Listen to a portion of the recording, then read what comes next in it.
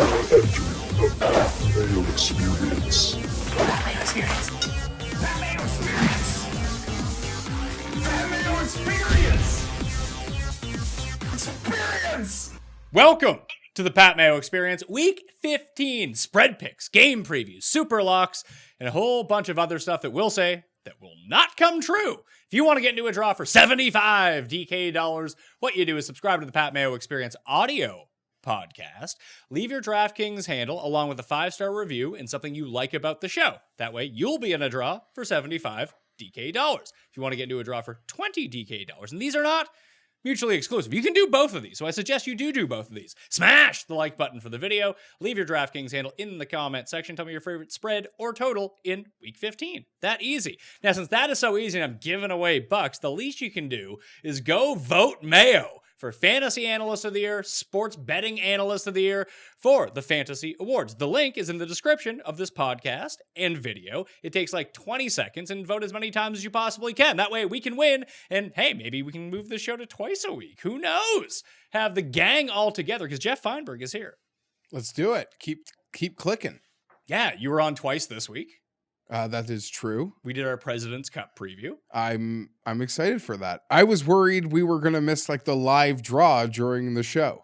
We did not. No, apparently it's at much later this evening. You mean last night? Last night. When the show comes out. Remember, you got to think about when the times are. Yeah, we're all the same element, but yes, that is such. And you will be on 2 shows next week, but only in studio for one of them. That is correct. You will be on Monday as we preview the PGA season and all of the majors. And then this show, we're going to be in like San Diego? Yes. I'm going to be in San Diego this week. Not even going to go to LA to see the game. What a fan you are. We'll talk about it.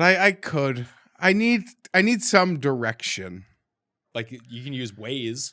It'll tell you traffic too. Well, going to LA is like what? As someone whose heart and soul is in San Diego. I'm not even talking about like football related things. They just run on a different level there.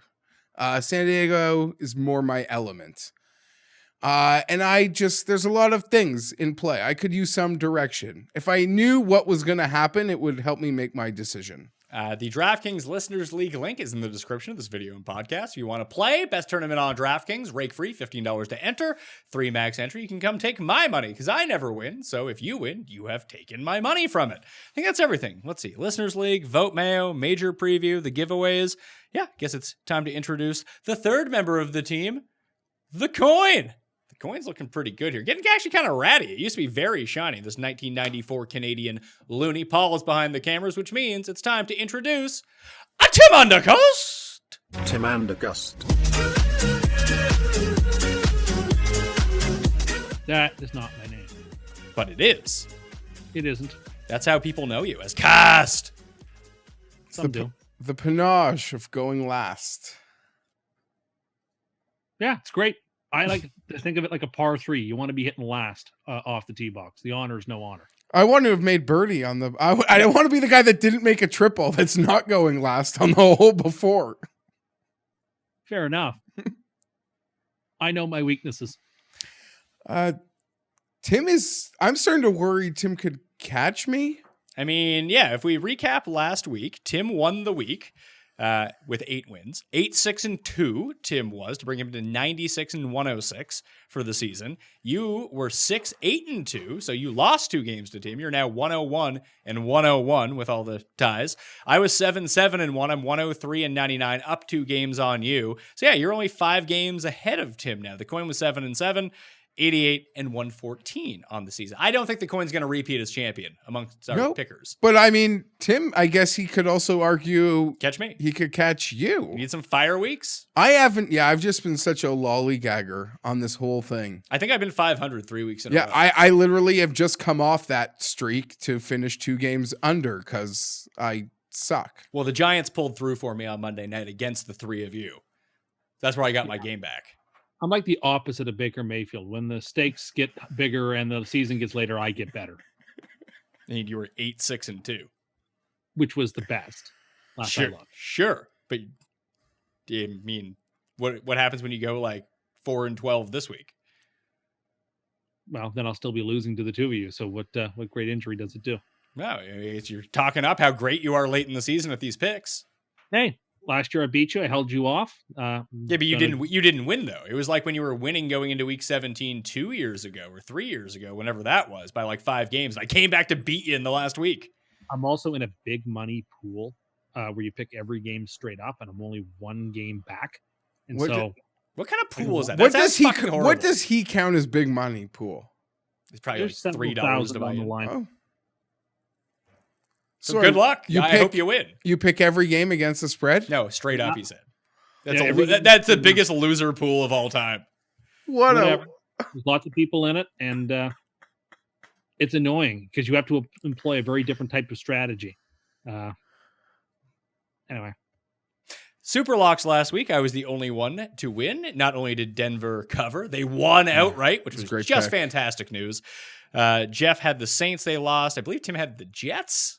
No, Patriots. Oh yeah, they lost. So I'm still losing the SUPERLOCK contest. 5-8-1. Geoff is 6-6-2. Tim is 6-7-1. Like, Tim lost 2 legs of his money line parlay, so he drops to 1-14 for the season. 2-14 if you include the college one. Why would we include the college one? Does that mean we include every other bet that you make that's not on the show? Do you want us to do that?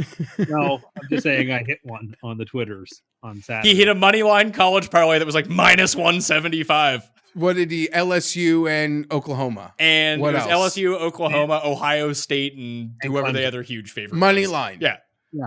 Put them together. I think you get like 2-1. Okay, so we had a touchdown spread at 9 points, like 8 point, 17 and 28. I actually had Wisconsin plus the points. I was nervous I was gonna. Drops, and I'm not including the other money line parlay that he gave out as Patriots San Francisco. So that doesn't count because I goaded him into that one. His actual parlay loss, so he just gets counted for 1 loss. 1-14 for the season so far. But if we were to add all of Tim's bets throughout the year, he'd be like 4-780. I go online to sort of recap what we said here. And, good God, why? No, why would you ever want to think of that disaster? I mean, the cheat sheet, like to see how bad I did. Okay. Sometimes on a weekend afternoon. And I noticed at the bottom of the page, you put Tim's lifetime record. On the show. Like, just from the show. I didn't. You've never noticed that before? What is the lifetime record? It's like 6-67 or something. No, I believe it's like 5-61 or something. I'm dubious of its veracity. It's not. I went back to all the cheat sheets and put them all together. Like, it's not hard to figure out. I can just look in week 17 at the end of every year and see how you've done. Tim, two of those wins are from Thanksgiving week last year. You're not allowed to call out Pat's tracking of your bets if you don't keep track of your own bets. Oh, it's just too many things on the go. Yeah, very busy, man. You sound dejected. Now, I believe that's because we're starting with a Thursday night game, which is Jets at Baltimore. Baltimore favored by 15 points, over under 44.5. Did you know, Geoff, that Tim has been going on to me privately about how the Jets are going to win this game? Let me hear it. I mean, I can think of another time, quite a long time ago, that the Jets played a team from Baltimore when the Baltimore was a 17-point favorite. And it happened to be the most consequential game in football history. It happened, 12 years, 14 years before you were born? I can't believe he just went there. Like, So it's not the first time that the Jets in a national game have been big dogs to a Baltimore team the world didn't believe. And we won. So, I mean, that there's something good. And listen, the kicker didn't have to fly to Baltimore. We carried him all the way from Giant Stadium. How? That easily wins. Most pathetic moment of the year, by the way. It does. I agree. And Tim knows I like to be a Jets guy. Like, I have no problems with them. I don't look to pick on them. But that is warranted as embarrassing AF. Yeah, listen, it's like Duke court storming. Like, you don't do it. No, it's not. It's not the same thing. You know, it's just you don't do that kind of stuff when you've only got 5 Especially because they counted a touchdown, which wasn't a touchdown, and then they had like this fake pass interference to get them to field goal range, and they hoist their kicker off the field because they beat the Dolphins. I'm trying to think of a scenario where that would be acceptable, and like maybe if they were down like 38-0 in like the second half, and they accomplish like the greatest comeback in the history of the sport, even though it's against a bad team. Okay, that's like pretty cool. I don't know what to make. Like, I don't know. It's kind of charming. It's pathetic. No, Tim, it is No, pathetic. agreed. It is legitimately pathetic. And if you don't realize that, you're pathetic. I'm a fan of a pathetic team, and I know what's pathetic, and I agree. Well, you know what? We won the game. A lot of people didn't think we were going to. We won that game. We won 5 games this season, so already we've seen improvement this season from last. There's still a couple wins left on this schedule. This So, guy's you know, so good. So looking at this game, I mean, obviously Baltimore is an excellent team, but they have come off playing a couple of incredibly physical, battering games. San Francisco and Buffalo back to back. That's really tough. Now you ask them on a super short week to come home and beat the Jets. The Jets, who have won 4 of their last 5, playing some pretty reasonable football themselves. The number is just too big. You certainly can't lay the 15. I don't blame you. Completely disagree. The Ravens smash bad teams. The Jets are a bad team. It's a Thursday. Their running back called in sick to the game so he could go bowling all night. He lasted longer at the bowling alley than Sam did at the club that time. Whatever. And now Powell's not even going to play this week, it looks like. So I don't know who the heck is taking snaps at running back. But it's Bell. Bell's going to play this week unless there's like some sweet Cosmo bowling in Baltimore.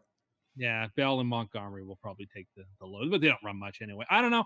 Just seems like this is a really good spot for the Jets to get off to get off the snide of people thinking, oh, they're not that great because they haven't seen them really in prime time since, of course, the loss to the Patriots. Is that Baltimore physically coming off of 2 of the toughest physical games of the year with the Niners and the Bills? It's really tough to ask them to come home and cover a 15-point spread in that short of a time. And so, yeah, the Jets are the play. I think I would not be shocked if the Jets won the game. Oh, you should, if you wouldn't be shocked that the Jets win this game as 15-point dogs and the Jets aren't your super lock, you're pathetic.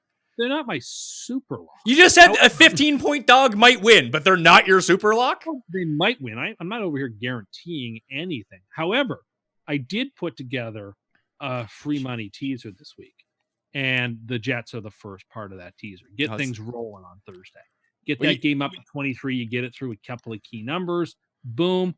We're looking good here. So we're going to take the Jets. That will cover no problem. And like I said, if are you playing an 8-point teaser? What the hell is an 8-point teaser? Sorry, it's a 7-point teaser. Yeah. So it's plus 22. Okay, then. I have a confession to make. That you're equally as pathetic as Tim? Well, sometimes. But I made a teaser last night that got by on the touchdown in overtime? Very lucky to get going for the week that I put the Jets with those 22 points. Oh, good. That means you guys have a fresh slate of teasers to have on Sunday. You don't need to sweat anything. You're right. So I like the Jets in the spot. I think if Sam plays well, and he has played well for the last 5 weeks, he's not going to get beaten by 15. I don't think you can beat the Jets by 15 points when Sam plays well. If Sam has a bad game. Not like this. But I feel, and again, I just wanted to note that it didn't matter, but they gave us the last Thursday night game of the year. Everybody else played their Thursday night games earlier in the year when they wouldn't have been. They give us a game here where, you're beaten up. These games are coming down to the wire. It's the stretch run, and they make us play a Thursday on the road. I just wanted to note that for people looking, that they want to throw us out of our rhythm this late in the year. Had we been as good as a lot of people thought we were going to be. But by a lot of people thought you were going to be. You mean you? Hold on, though. No. Serious question. According to you would have clinched your playoff spot. This kind of would have been an inconsequential Thursday nighter, and you would have had extra rest. No, there would have been seeding involved and stuff like that. I'm just saying it wasn't fair and it wasn't right. And this has been a bad year schedule. So I hope this might be the farthest east you've traveled. They play who they play based on an algorithm. It's not like the league decided who they should play. This is not college football. I'm just saying you got no legs. I got legs. Easy schedule. Didn't leave the Eastern time zone. It's unfair. It's rigged. We have to talk about something. Okay. Is it how pathetic the Jets are, hoisting their kicker up on their shoulders for Well, beating the shitty the Dolphins? 2-week combo of the Bengal Dolphin game should have this guy like freaking out, not coming on and saying they could win the game. Yeah. No, if they won, that would be amazing. That would be fun and amazing for him.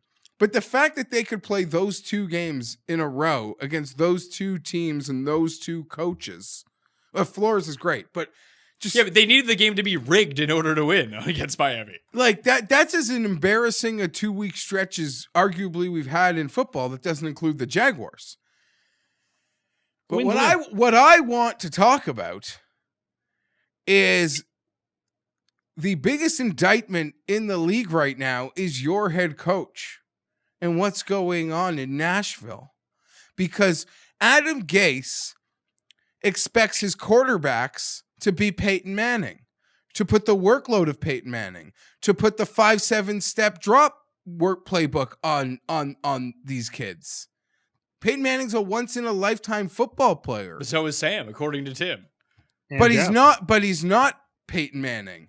And it just shows you how stubborn he was through all of that. And he didn't let Ryan ever be Ryan. Yeah. Ryan always had to try to be Peyton Manning, which is insane. I kind of agree with you on this. So maybe, I mean, when we talk about like generational quarterbacks, I do agree that Darnold's in that if we're talking about like body mass index. So when Tannehill leaves Gase, he becomes really good. Does that mean like Darnold's going to be legit on the Chargers in 4 years? Listen, yeah, bring the USC kid home. Let's go. Just get away from Gase. But he's going to be there next year. I like how Tim also said that Darnold played well on Sunday. He did not. Tim well. was, you know what? I was sort of caught in the loop late in the game, and I feel bad to even be messaging Tim in private like in the fourth quarter of a game, but it sort of felt like they weren't going to lose, and then it all started to turn against them. And Darnold, my friend, there was about a 3rd and 5 on their side of the field late in the game, and he threw it into the end zone. Just as Tim is like bragging how great he was playing, he totally missed what was an opportunity to make an important play, a big play, and a play that was designed perfectly. And the throw wasn't there at all, to be honest. I agree. Like he didn't play his best game, but he made one really bad pass that got turned over, but he played well enough not to kill him. And listen, the defense played great enough that they didn't give up a touchdown. So you marry those things together, and I consider that job done. It's about getting wins right now, right? I mean, this is what we're trying to do. We're trying to get wins, trying to play well, trying to get this thing primed for next season, that you can get to from 4 wins to 7 wins and 7 wins to 10 wins or 11 wins. Like that's the name of the game here. I mean, it'd be better for your prospects next year if you weren't winning these games. Tim, the thing is, Tim's saying what he's saying now, that now he's calling for his team to have a natural progression. But let's not forget when he tells us his 4-win team is going to the postseason, he'll start banging, but that's how it happens in the NFL. Well, that's how it happens. San Francisco went from 4 wins to I'm just saying. You mean in a season where they didn't have their quarterback to a season where they had their quarterback? You're talking out of both sides of your mouth, depending on what the weather is that day. I'm saying we are forced to be in a situation where we can only get to 7 or 8 wins. So let's just focus on that. Let's not forget that Tim put the flag in the ground, guaranteeing the playoff spot. He did it on last week's show, and then did it online on the Twitter box. On the Twitter, he was almost. I feel on last week's show he guaranteed they'd make the playoffs, and on the internet this week he's sort of defying that week 14 is when they will clinch their playoff spot. Okay. I do like for the timeline of it. The defense played well because they didn't give up a touchdown. You know, they did give up like 400 yards of offense against the Dolphins. Okay, but they gave up 0 majors. Again, I consider that a victory, and any NFL team does. They don't give up a touchdown in a game. They should probably win. And the Jets and they shouldn't have won because the refs bailed them out. If the Jets were a college football team, Pat, they'd be playing in the Camping World Bowl. They're not bowl eligible, unfortunately. I know what Geoff is doing. It's not funny. That's the game that Notre Dame is in. It doesn't sound prestigious, does it? It sounds pretty good. Tim's out on camping, though, so it doesn't really appeal to him. It's the bowl before the Citrus Bowl, which is played in the same stadium. Like, give me a break. You're the curtain jerker for the Citrus Bowl? That's like the Poinsettia Bowls played at the Qualicom before the Holiday Bowl. agreed. I'm not thrilled about it, particularly since we would have been a better choice than Virginia for the Orange Bowl, but they really had to take an ACC because Virginia's the 23 seed and we beat Virginia by 1,000,000 points. But they are obliged to take a full ACC team for that. Are they? Notre Dame can't. I'm asking, like, aren't they allowed to do whatever they want if they feel Notre Dame is? So Notre Dame has a tie-in to the Orange Bowl, but as an opponent to an ACC team, not the ACC team. That's their tie-in. Hey, we spent way too much time on this. I'm taking Baltimore. Okay, I'm gonna take the Jets because there is an unknown with Lamar's you guys injury. Are such fucking suckers. I just think it's possible that what? Here's the better question: how are the Jets going to score points in this game? Sam, I think it's a very muck game that Harbaugh just wants his win. He wants to pack the bag, and then they take their extra rest. Lamar primetime game. You clinch the MVP if you blow them out. Oh, I don't doubt that. I wouldn't. Well, it's an easy team to do it on because the Jets are terrible. I cannot envision us being blown out in this game. Tim says that's good to know. I'm going to write down that time code. Next game.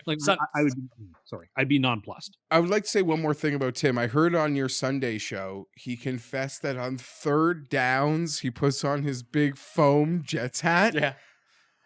Oh, that is such a sight. I'm jealous of all those guys out there that get to see that. Oh, I'll be seeing it in 2 weeks. So I'll send you a video. It's 3rd and 7. Hold on.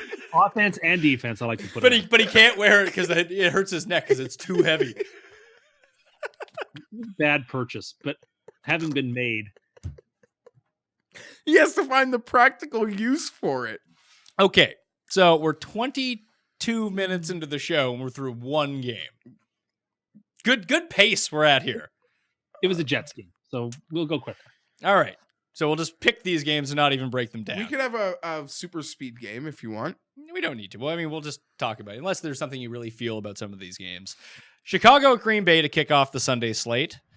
Green Bay is the 2 seed, which blows my mind. They're 4.5 favorites at home against the Bears. 41 is the over-under. They opened at 6, and this line has shrunk every subsequent day. I don't know who's betting the Bears because I wanted to bet the Bears at +6. Now it's +4.5. I assume the Sharps nailed it because I can't believe I'm saying this, but I don't think that Green Bay's any good. Okay, I'm going to rephrase that. They are a good team, but if you're talking about the Saints, the Niners, who do seem to be the class of the NFC, I feel like the Packers are maybe a tier below Seattle. I think they're closer to the Rams than they are the Niners and 49ers. And Chicago's kind of close to that too. Forgetting breaking down the Packers for a second, you were 100% right, Pat. And to my understanding, the Sixes never even made it to where we could bet. They were just Vegas posted lines. The Sharps hammered it. Hammered it. And there was not a 6 on the websites. There were 6 on tote boards in Vegas, that the Sharps are hawking, and they seem to really like the Bears at that number. The Bears' defense has started to get healthier, therefore it's been getting better. But Trubisky's running. Trubisky's running again, minus the play in Detroit where he limped on the first down right before the half. It's been great running. It's opened up their offense just a little bit. That's all they really needed. But Tim, what do you make of Green Bay? I still think Green Bay is a very formidable team. I think that they have been underwhelming the last couple of games, but they're still winning ball games outside of being flattened by the Niners. They've played good enough to get things done. I wonder if they're not just kind of playing possum until the playoffs come out. That's kind of what I'm beginning to. Offense, they're playing so pedestrian on offense. You almost wonder that they're not, now that they basically know they're going to be at home, they're going to have a bye. They're not showing their cards because they have to go through a gauntlet. Hold on a second. They might not even win the division. So let's calm down on. Let's calm down on. They're definitely getting a bye. The Vikings have. If I look at the percentage, I think it's 15%. What's the number? Anyway, they lose this game. The Saints win, and all of a sudden the Saints are the 2 seed again. Sure, but then they would still have home. They'd play a home game in the first round, which would be no gimme either. So I think they're going to win. I don't love the number. I'm going to take Green Bay in the points. But this totally could be a Chicago plus, the Packers win by 3 and the Bears cover. I can totally see that. So with very little confidence, we'll take Green Bay. I'm going to take Chicago. I think Green Bay wins when Chicago misses a field goal to win at the end of the game. I'm going to take Chicago. I don't trust Green Bay worth a lick. I wouldn't put someone else's money on them, guys. I think they beat the Chiefs. Was Mahomes hurt then? Yes. I can't even give him credit for that. I'm looking at what's happened. The Chargers punked them. And they beat played the Skins. They beat and the Giants. But and- here's the thing. Are they just playing to the level of their competition? Like, everyone kind of gets worked by the Niners. Like, that's whatever. Yeah, I'm not reading into that. I don't know. I've 1-1 because I took the points with the Giants and I took the points with the Redskins.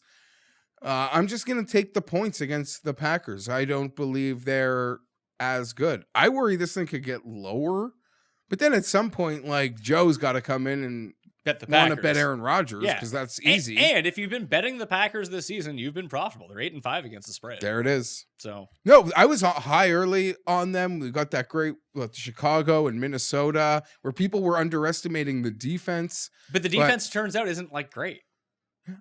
And I mean, this is No, this is a rematch of the season opener, and it was 10-3. Like, ugh.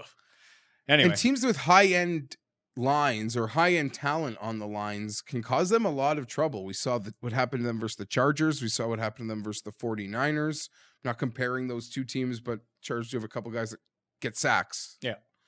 So Chicago for you and I, Green Bay for the coin and Tim. Next game, Denver and Kansas City. God, I love you, Denver. Yeah. Heroes to me. Heroes. After last keep week. winning. Hook me in last place schedule. They are plus 9.5 this week in Kansas City. 46 is the over-under. Mahomes is dealing with this hand injury. I guess there's no fracture, so he's going to play.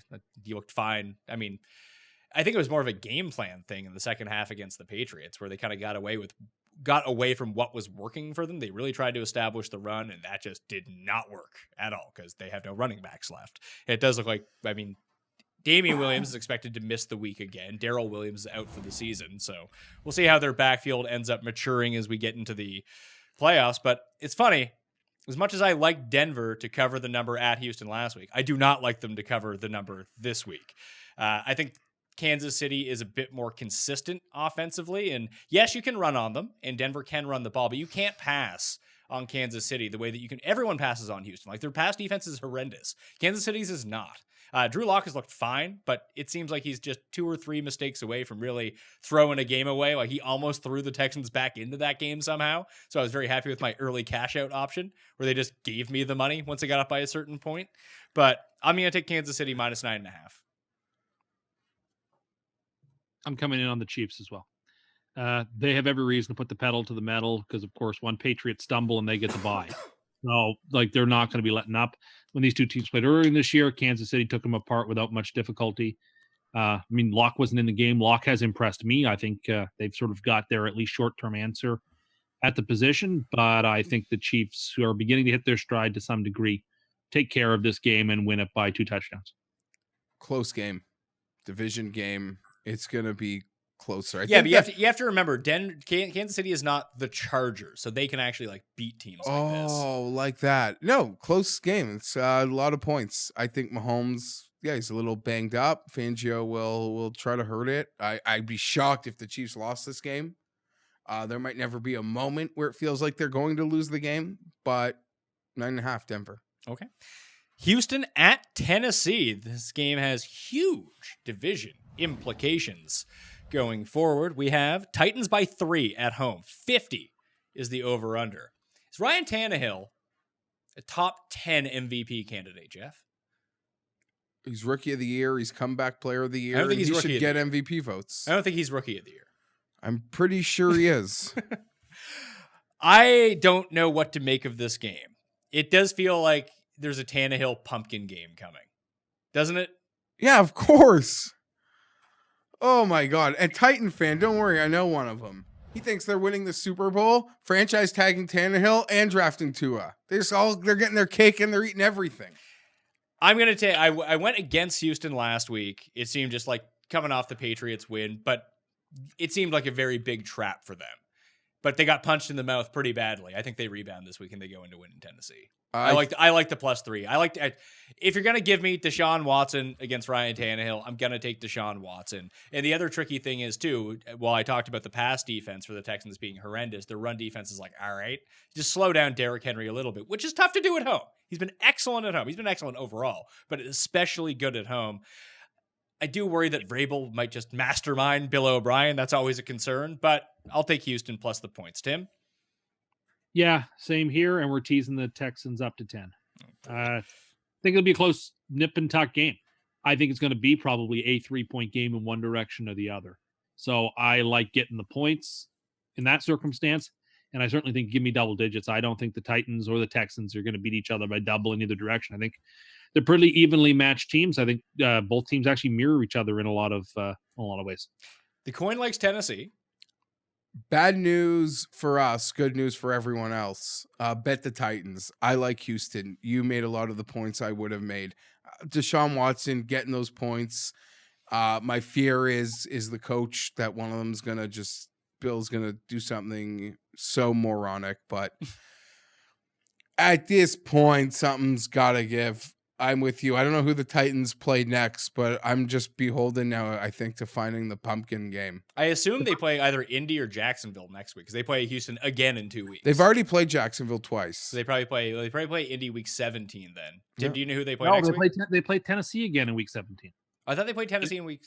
So And, who's and talking about? this is week 15. Yeah, Yeah. of course. So they play Yeah. Indy. They play Indy next week. Houston? No, Tennessee. Tennessee plays New Orleans at home next week. Ugh. I like the Titans in that I'm game. gonna say they could. That's a game they could win. Yeah, that's a spot for them. Finesse versus The Saints are a soft team, and the Titans are a tough. And Well, it'll be I- a big bounce back after this one. And the Saints aren't soft. That's like original Sean Payton in New Orleans. This new identity Saints team. Yeah, they gave up almost a 50 burger. So the Niners defense is bad too. Then is No, what we're I'm saying? just saying. I think what's impressed so many of us who follow the game closely is how Sean Payton has really changed the stripes of that team, but there's still the public perception of a lot of things that exist from when he first got there. Yeah, actually, you come to think of it, I think New Orleans is a really bad matchup for Tennessee. Maybe save this for next week so I don't change my opinion on this. Just their offensive line and defensive line are so good, and that's kind of how you beat Tennessee. Maybe that's a problem for Houston. I don't know. Anyway, round to Houston, except for the coin. The coin likes Tennessee. Miami and the Giants. I think we're getting Eli again. It's -3.5 for the Giants. 46.5 is the over-under. Eli had like 2 good drives in the first quarter, and he was dog shit after that. Give me Miami, +3.5. You saw the family in the box, and you just had this special feel. Even me, I kind of wish they won. even me who, listen, you could think what you want. I have a right to feel how I feel. Now, if I get behind Eli at a ride at Disneyland, he could just say, Fienberg, shut up. My two Stanley Cup rings are plugging my ear. He had 3 at that point. Yeah, like Wa to Ronek. I love that. I love that line. And Eli's got them. But I was amazed, or maybe I knew this. I was cheering for him because even as much as I have a personal vibe, I do not want to see him being under 500 quarterback. And he was 500 for the career. That loss put him under 500. Him and Vinny Testaverde are the only players in league history. There's 12 quarterbacks. There's 3 guys in the Hall of Fame who are under 500 lifetime at quarterback. Well, Eli will be in the Hall of Fame. Yeah, I agree. He's not in Pat's Hall of Fame, but he's probably in the Pro Football Hall of Yeah. Fame. If his last name wasn't Manning, it would be a different discussion. by the Well, way. even Warren Sharp had it's all about 8-1 straight up as an underdog in the playoffs. Yeah, in 2 Super Bowls. Like you're, Like, you're going what? to the Yeah. Hall of Fame. No one's But here to debate if that. Trent Dilfer had won another Super Bowl with someone else, he would not be in the Hall of Fame.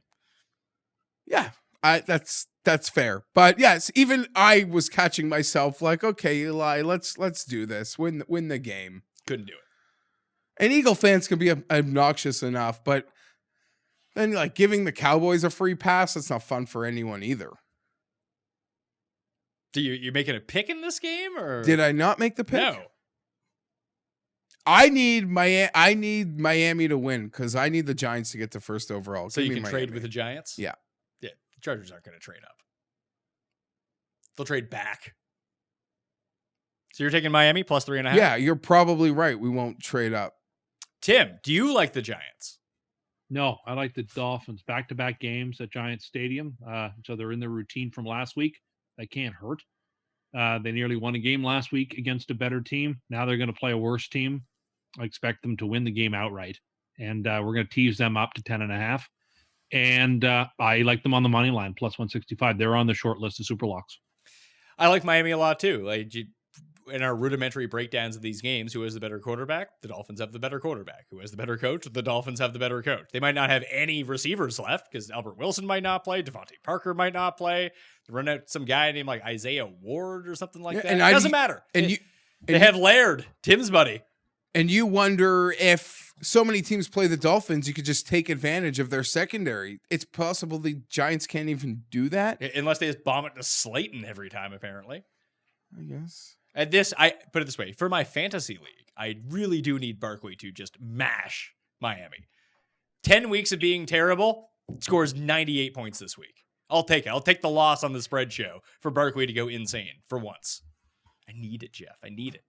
You have no chance to win this. That's great news. See, this is already good news for me. In my home league, the guy that drafted first overall and took Barkley is in first place. He had a great year despite getting way less than you would have thought. Yeah. If I just had Christian McCaffrey on my team, it'd be a lot better.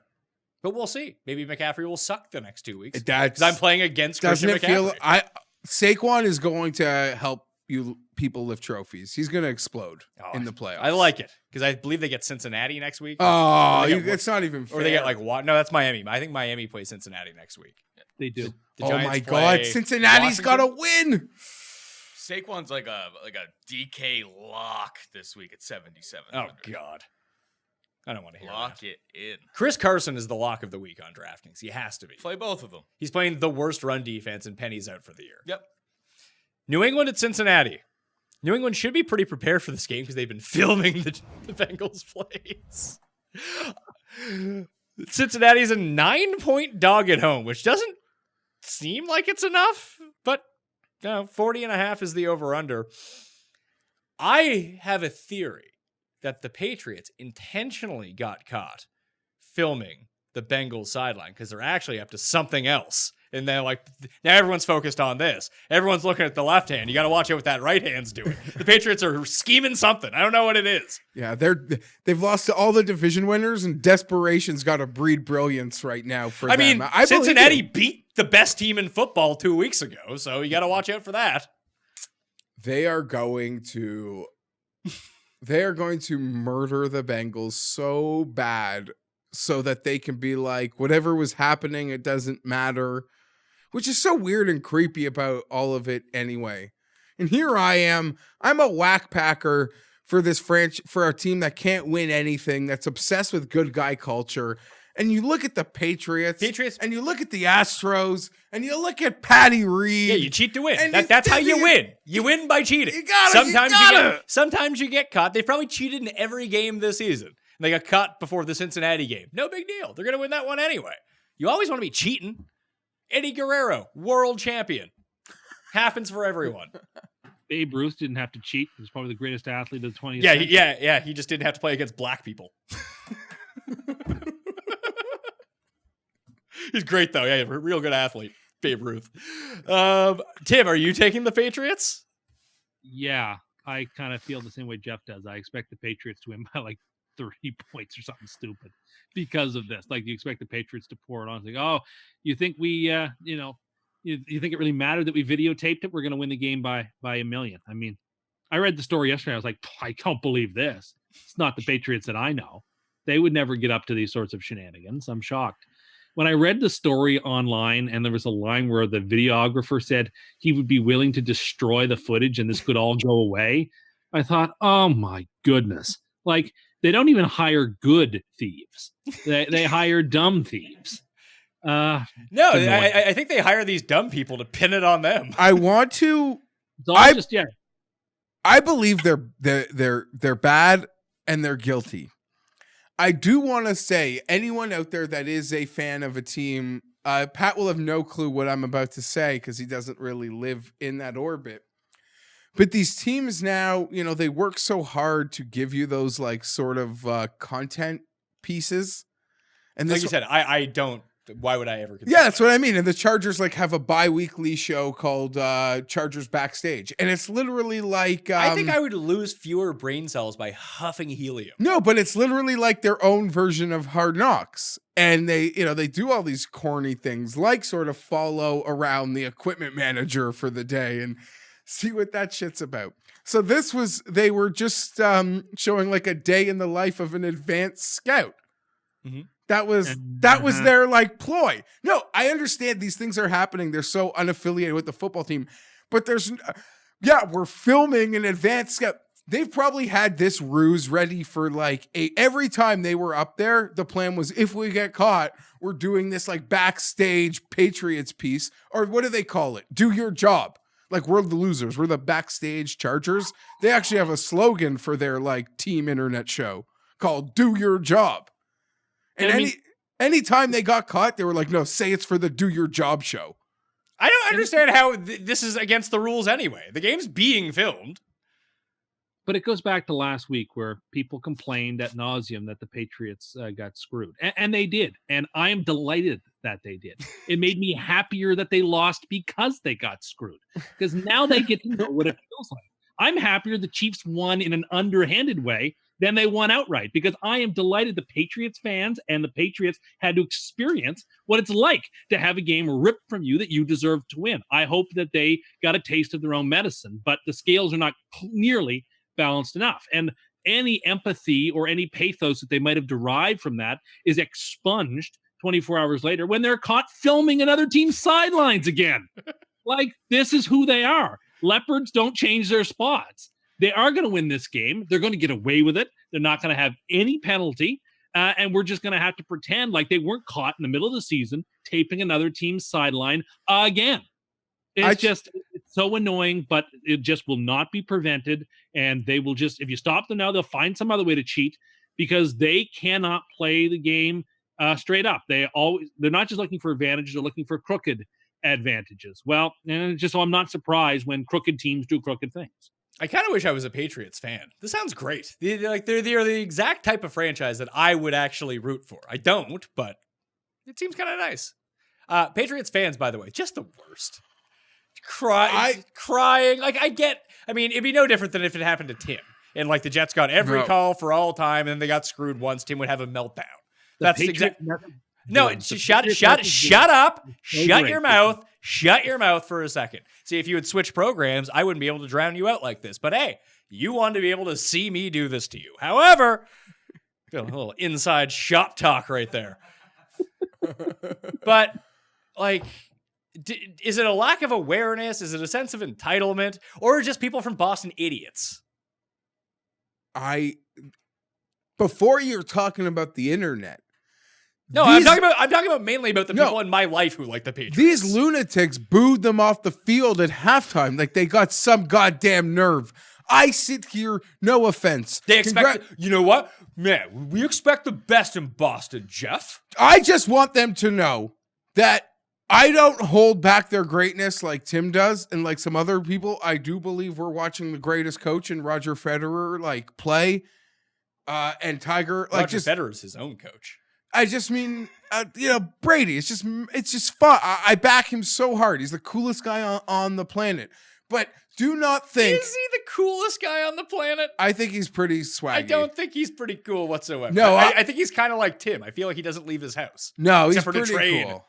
He's pretty cool. And like the stuff he posts... Like Wes Welker seems like a cool guy. He's on Molly at the Kentucky Derby. That's just he seems my like opinion. a good hang. But Lawrence Taylor seems like a good hang. Do not think we will all be looking at you with fucking microscopes when you suck. And when you're going through quarterback purgatory and you're winning 5 fucking games. We'll be looking at you, not the team, you, Patriot fan. I've been to Foxborough once. They don't give a shit. This was for the AFC Championship in their perfect season. Nobody even said boo to me. Now, you could say they didn't care about Charger fan. That literally walking through the parking lot, it was like... it was probably like seeing a dodo bird. They thought you were extinct. That's what I mean. They're like, what the fuck are you doing here, man? this is the AFC title game. LT's in a Darth Vader mask with the Not sideline playing. not fucking playing. Rivers is ACL. The only game Nate Kading actually made all his kicks. Well, it wasn't for anything. That's why he made Well, it. he couldn't score. Anyway, they showed me that day they didn't give a shit about anything. And that was a perfect season. I get they couldn't have cared about me. They had a perfect season. They were going to the Super Bowl. These people are sitting on their thumbs rotating. I was like, what did I just experience? The coin likes the Bengals in this game. No, they will be held to account with a fine forensic accountant. I assume that's just like Robert Kraft's job. He's the forensic accountant. I just mean we'll be watching you. And that game also added material to when I feel really down. I like to go watch Patriots losses on Oh my YouTube. gosh. You make myself feel Remember when good. we said you're This- Remember when we said you're pathetic? No, I do. This When is I what feel we're like- talking about. If I'm feeling blue, I will go on YouTube and type in Patriots Super Bowl 42. That's so Patriots weird. Week 1, 2017. To watch their Week losses. one. That is so Really weird. sad. That is so And weird. so this is just another game to add into like Patriots collapse. It's great to watch. It'll cheer me up. Some summer day in like 2 years, I'll be upset that it's hot outside and I wish it were like dark. And so I'll be depressed and I'll go on the YouTubes and I'll watch like a repeat of this game and it'll be fantastic. It's like Sunday night. I went on all the Patriots message boards to see their reactions to that game and how they got screwed. And it was just like eating ambrosia. I wouldn't it even know was how to fantastic. find a message board. Reddit/Patriots. Tim, Why are you so pathetic? I don't want. I'll never claim to be normal, and I have faults through the roof. I'm a weirdo, but I will die on the hill of you are so much weirder. Like that is so freaking strange. I don't know. I didn't know that I don't think I know what the name of the Jets bi-weekly do your job type show is. So, perhaps we're equal. Well, maybe the Jets don't even have one, but you I- don't have like a content show. I don't watch content shows like that. But you follow the Jets on Twitter. Like I guarantee you, I could find what I'm talking about, and you could go. They will bring you into Sam's apartment and watch him make his oatmeal. That'd be You pretty think cool. he eats oatmeal? Have you seen the fucking guy? He has- Lots of brown sugar. Yeah, it's just deep fried sugar. Get it in my veins. Can't have that. No, you can't have that. So Cincinnati for the coin, the Patriots for the three of us, minus the 9 on the road. You're not teasing the Patriots? Oh yeah. No. What? No, it's enough. I think they'll cover the 9, but I won't tease them down to 2. I don't know why you said they're going to win by 30. I agree with you. How All the right, Patriots fine. are on my they're Fine, on it's my a- teaser. Fine. It's a 6-team teaser. Then put them on. So I look forward to the Bengals winning. The best is that since Tim has predicted New England would win the Super Bowl, they've now lost like 3 games in a row. He finally used it to his advantage. I'm not changing my opinion. I still think they're going to win the Super Bowl. That the second time around when they play all these teams, Belichick's going to have things figured out. He'll have, recorded their sidelines likely from the previous game. And just, I think they'll have a defense figured out. So, and something will happen. Like the Ravens will lose in round 2 to Tennessee or something stupid. And the Patriots will like play the Titans in the championship game, something like that. I can see it all happening. So just be prepared for that. Well, I'm just glad you're using your curse powers for good for once. It's nice to see. I don't. It's believe taking you over a decade to figure this out of how to get the Patriots to lose. Stop picking against them every single time. I have no powers. But the best case scenario here, and Paul, I'll get you to weigh in on this. And Geoff, you know how it's like if you play a team 3 times in 1 year, the team that beats the other team twice always tends to lose the third time. Yeah, it's actually big advantage underdog. Yeah. So, Yeah. Paul, would you want the Patriots to beat the Bills and somehow they play each other in the first round? Yeah. No, I history is I would. Yeah, of course. I want the Patriots in the playoffs. I don't want to play Patrick Mahomes No, under dark lights. Bills' best case scenario is to play the We Titans. just or lost to Texans. Lamar. Yeah. They're the real deal. Like the Patriots, we should have won if they didn't kill Josh in the third quarter there. history is very kind to teams that lose the 2 division games and end up meeting on the wild card weekend. Yeah. It has been very kind. I guess it goes, they're very familiar with one another, a division game 3 times in a season. High probability not. Next game, Philly and Washington. The Skins are underdogs by 4.5 at home. 40 is the over-under. Skins have been good to us. Give me Washington. Yeah, the Skins have been pretty good here. They started off the season very poor against the spread. They're almost back to 500 against the spread. But their defense isn't bad. They're going to run the ball a ton, and I don't know what the fuck to make of Philly. Like, Philly is garbage. But if they won by 40, I wouldn't be super stunned either. But I think Washington just slows this down, keeps it close, and their D-line gets to the quarterback. Philly has no offensive line left. Alshon's out for the year now. Do you think they'll sign Antonio Brown? Someone's going to sign Antonio Brown. I didn't even think about that. Reggie Wayne's asking. Well, so he said he'd be the best member of the receiving corps. I'm with you. I'll piggyback Washington. I've been taking them with these points. They've been good to us. This isn't as many points as sort of we've been getting, but this is a small amount of points, Pat. But this has been the hardest publicly bet side of the week. For who? The Eagles. Really? People just are... Is it because it's going to be rigged so that Philly-Dallas game actually means something? And maybe that's fair. Maybe that's a good point because that game is coming up. Well, it's not because Dallas is going to lose this week too. Well, right? It's a look-ahead game, arguably, for the Eagles, and I don't think, for whatever reason, even though there's enough evidence, and you saw the Miami game and you saw yesterday, the general consensus hasn't caught on to how bad the Eagles actually are with these injuries.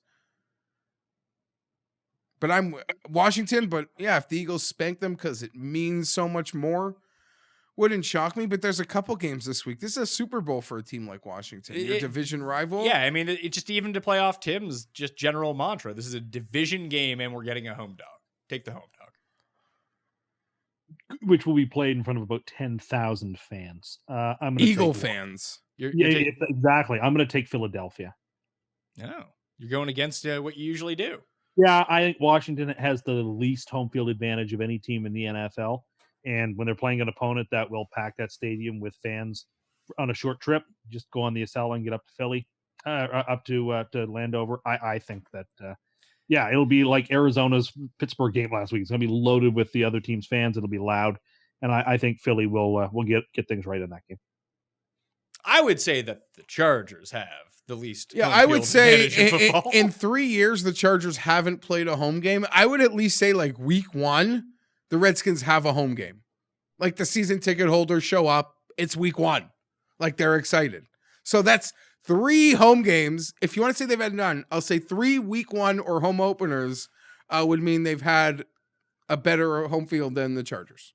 Do you know that Paul in DraftKings this week is using high T in his lineup because you use athletic receivers against the Philadelphia secondary? Do I have that right, Paul?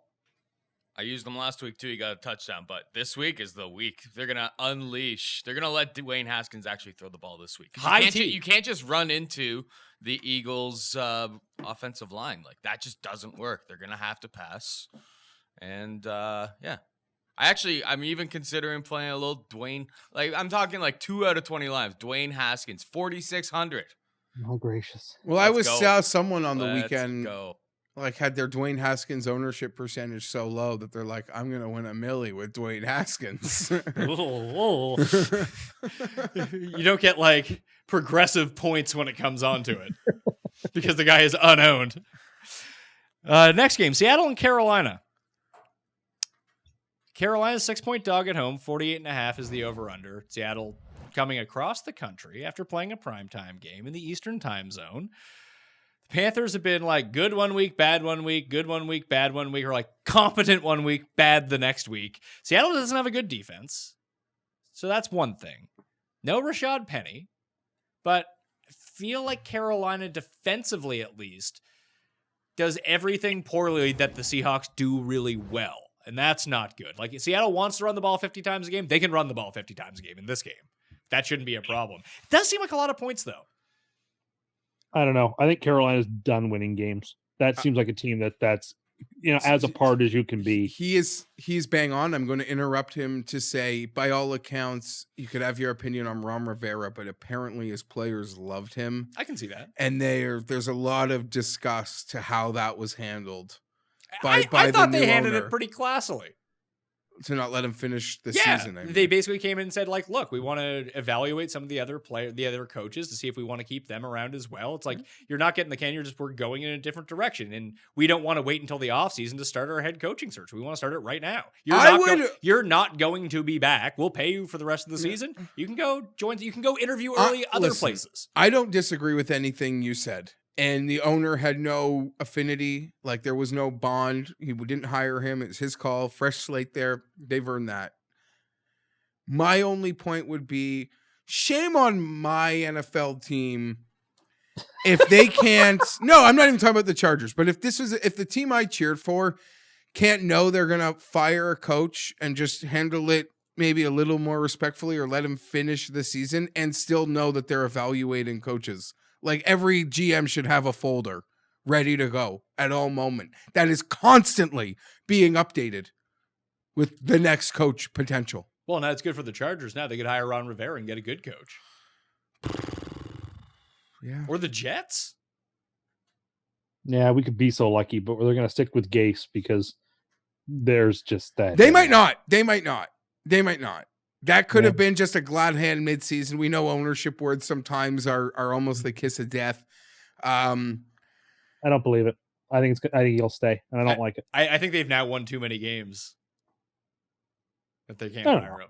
They've improved from last year. Listen, they beat the Ravens in primetime. They're going to give him an extension. 8-year extension.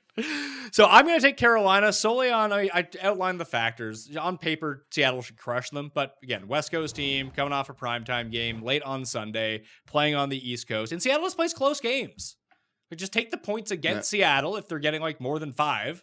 And if they're underdogs, take Seattle. So I'm going to take Carolina. Yeah, I hate to do this, but I'm going to side with you and say Carolina's going to cover, but Seattle's going to win. I hate doing that. Feels like a backdoor cover. Sure. A drive with 7 blood dumps to Christian McCaffrey and then the DJ Moore touchdown. Yeah.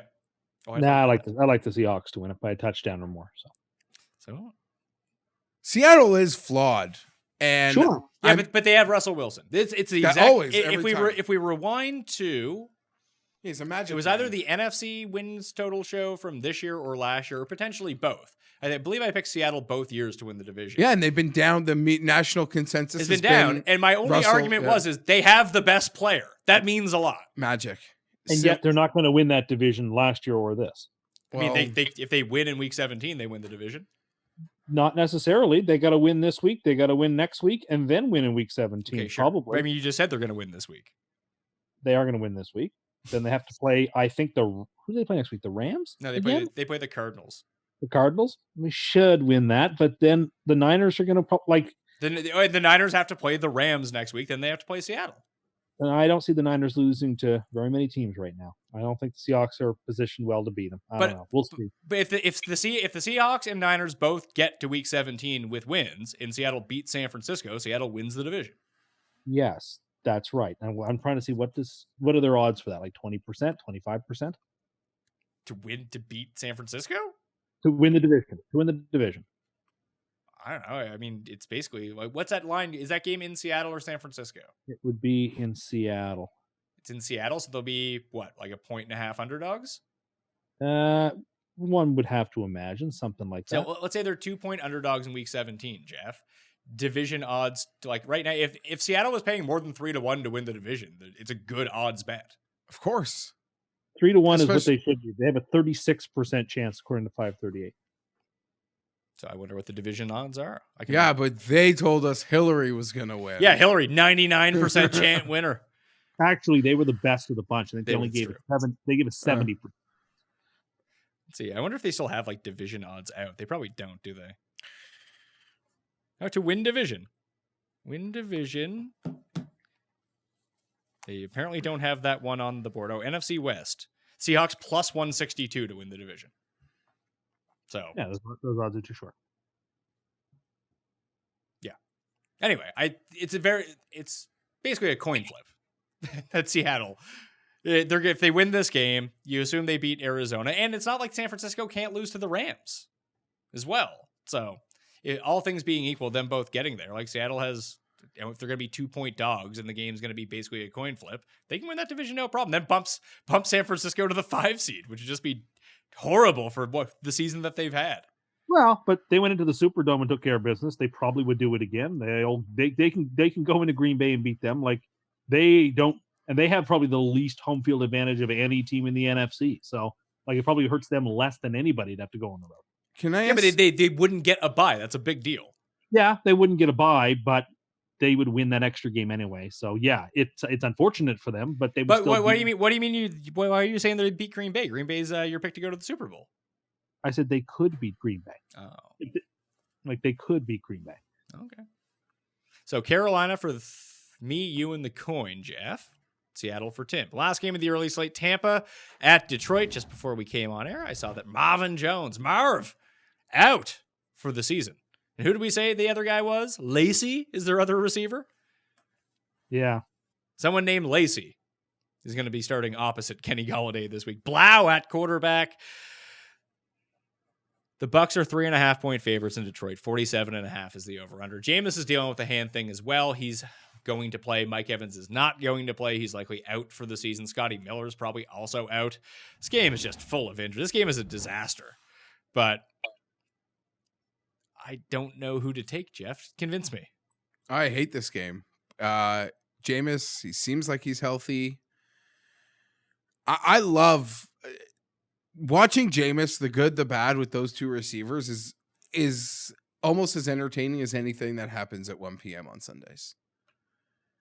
I'm going to take the Bucks, but this is an insane bet. I can't bet. There will be no real money on this. To lay points with them on the road is criminal with Mike Evans out the year.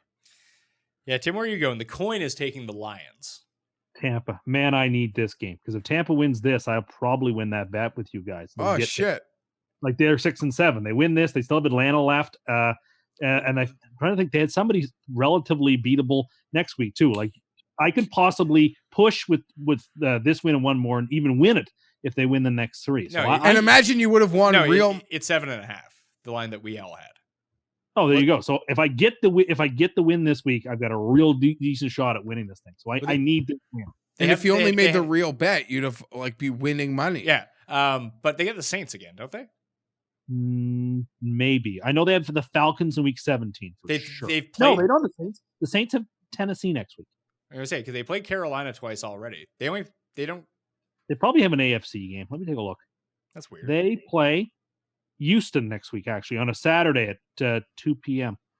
Oh, Houston needing it in their division battle. Yeah, but in Tampa. I'm going to take Detroit to cover the 3.5. I wish I was you. You can change. I like the Buccaneers. Detroit right now. I mean, they've lost what 8 straight. How many games in a row have they lost? Is their coach going to be back? Hopefully, for their sake, no. I can't imagine. Earlier in the year, I thought he had saved his job when they were like 3-1, and they were overperforming, and they took the Chiefs to the gun, and you thought, oh, maybe this Lions team's got some skill. I mean, then they lost their borderline Hall of Fame QB, and everything just went sideways for them. Hall of Fame QB, Geoff. They lost him. Ever since Tim proclaimed that Detroit was going to win the Super Bowl next year, they haven't won a game since. And Stafford broke his back. So Detroit for me and the coin, Tampa for you too. That brings us to the midway point of the show. Tim, do you know what that means? Why don't you tell the people, Patrick? It's time for Cust Corner Mini. And the first thing up here, I want Geoff to explain this because we were talking about it before the show. Can you explain to people how you park coming here? Your strategy on parking? Because you had to switch lots to account for the attendant who gives out tickets so you could park for free. They're not watching. You can tell us. Okay. I've worked in this area for a long time. So I have a vibe with the lots. And the guys that come around and give the tickets in the underground lots, they're very consistent with their schedule. When we record in football season, I park in a different lot than when we record in golf season because they're different times. It's kind of simple. You see, when I go into the lot, you see anyone that has a ticket, I'll look at what time is on the ticket. And they're always the same. These guys do not change their stripes. If they veer just a little bit, they could get me good. And this is downtown Toronto. It's not like New York, but bro, shit's running always. Saving yourself a lot of money. Yeah, sure. Tim, do you think you could optimize a strategy like that? The lots are like beside each other. Also, it's not like it's like half a block. Do you think it's the same guy? He does the one at one no, time? because they're and he does the different. one- They're different companies. I mean, I'm not perfect. I don't bat 1,000, but cost benefit analysis, I'm on top. Not to mention these tickets, Pat. They're not real. Yeah, that's true. They're not real. They're not real. We used to have a guy at Fantasy. We remember Ariel. Anytime you had tickets, just go to Ariel. Ariel will get those tickets wiped away. No, there's different He would just ones. call in and complain If and they're- threaten to sue people. The ones from the city are real. Agreed. Because they'll hold you can't renew your license, you get pulled over. Those ones will hold and they'll stay on your record and you better pay them. Those ones you don't really have a choice. Now, if you get them, you can just file a thing and say like it's too expensive and they'll like take a $30 ticket and like say give us 10. You're like, deal. But the tickets at like the private lots, and there's this big sign there. It says parking is never free. And I snicker every time. It's like getting a ticket at the airport. Also tickets you don't have to pay. Yeah, no, listen, they'll like they'll say, and they'll like send you a letter saying they'll go after your credit, but like, sure, like take your $74 charge and like come after my credit. That's I got like a perfect credit card and like mortgage. Like, I'm fine. I'm not. You're not sweating the collections? Yeah. But you also have, and they're not going to collect that either. Like, there's a cost. I'm sure if you got like 14 tickets and they're like, this guy owes us Thousands. $1,000 or $1,500, they might be like, okay, let's send this one to the collector and try to get what we can. But it's not worth them paying the freight to collect for like a couple of tickets. I would assume they haven't. Tim would pay these tickets, by the way. I got a parking ticket one time in my life, only once. And What are you? I knew when I Rules? parked that I shouldn't have parked on this side street because I knew it said 2-hour parking and my exam was 3 hours long. It was around this time of year. And I had an exam to take and I had to park nearby. And I did, and I came out and there was a ticket and I thought it's funny. So I did the exam. I thought I killed the exam. And of course I actually had killed the exam. I was feeling really great about things. It was the last exam really before Christmas. And I'm walking to my car from the university and I see the ticket and I went from feeling great to feeling so sick and depressed and sad within a second.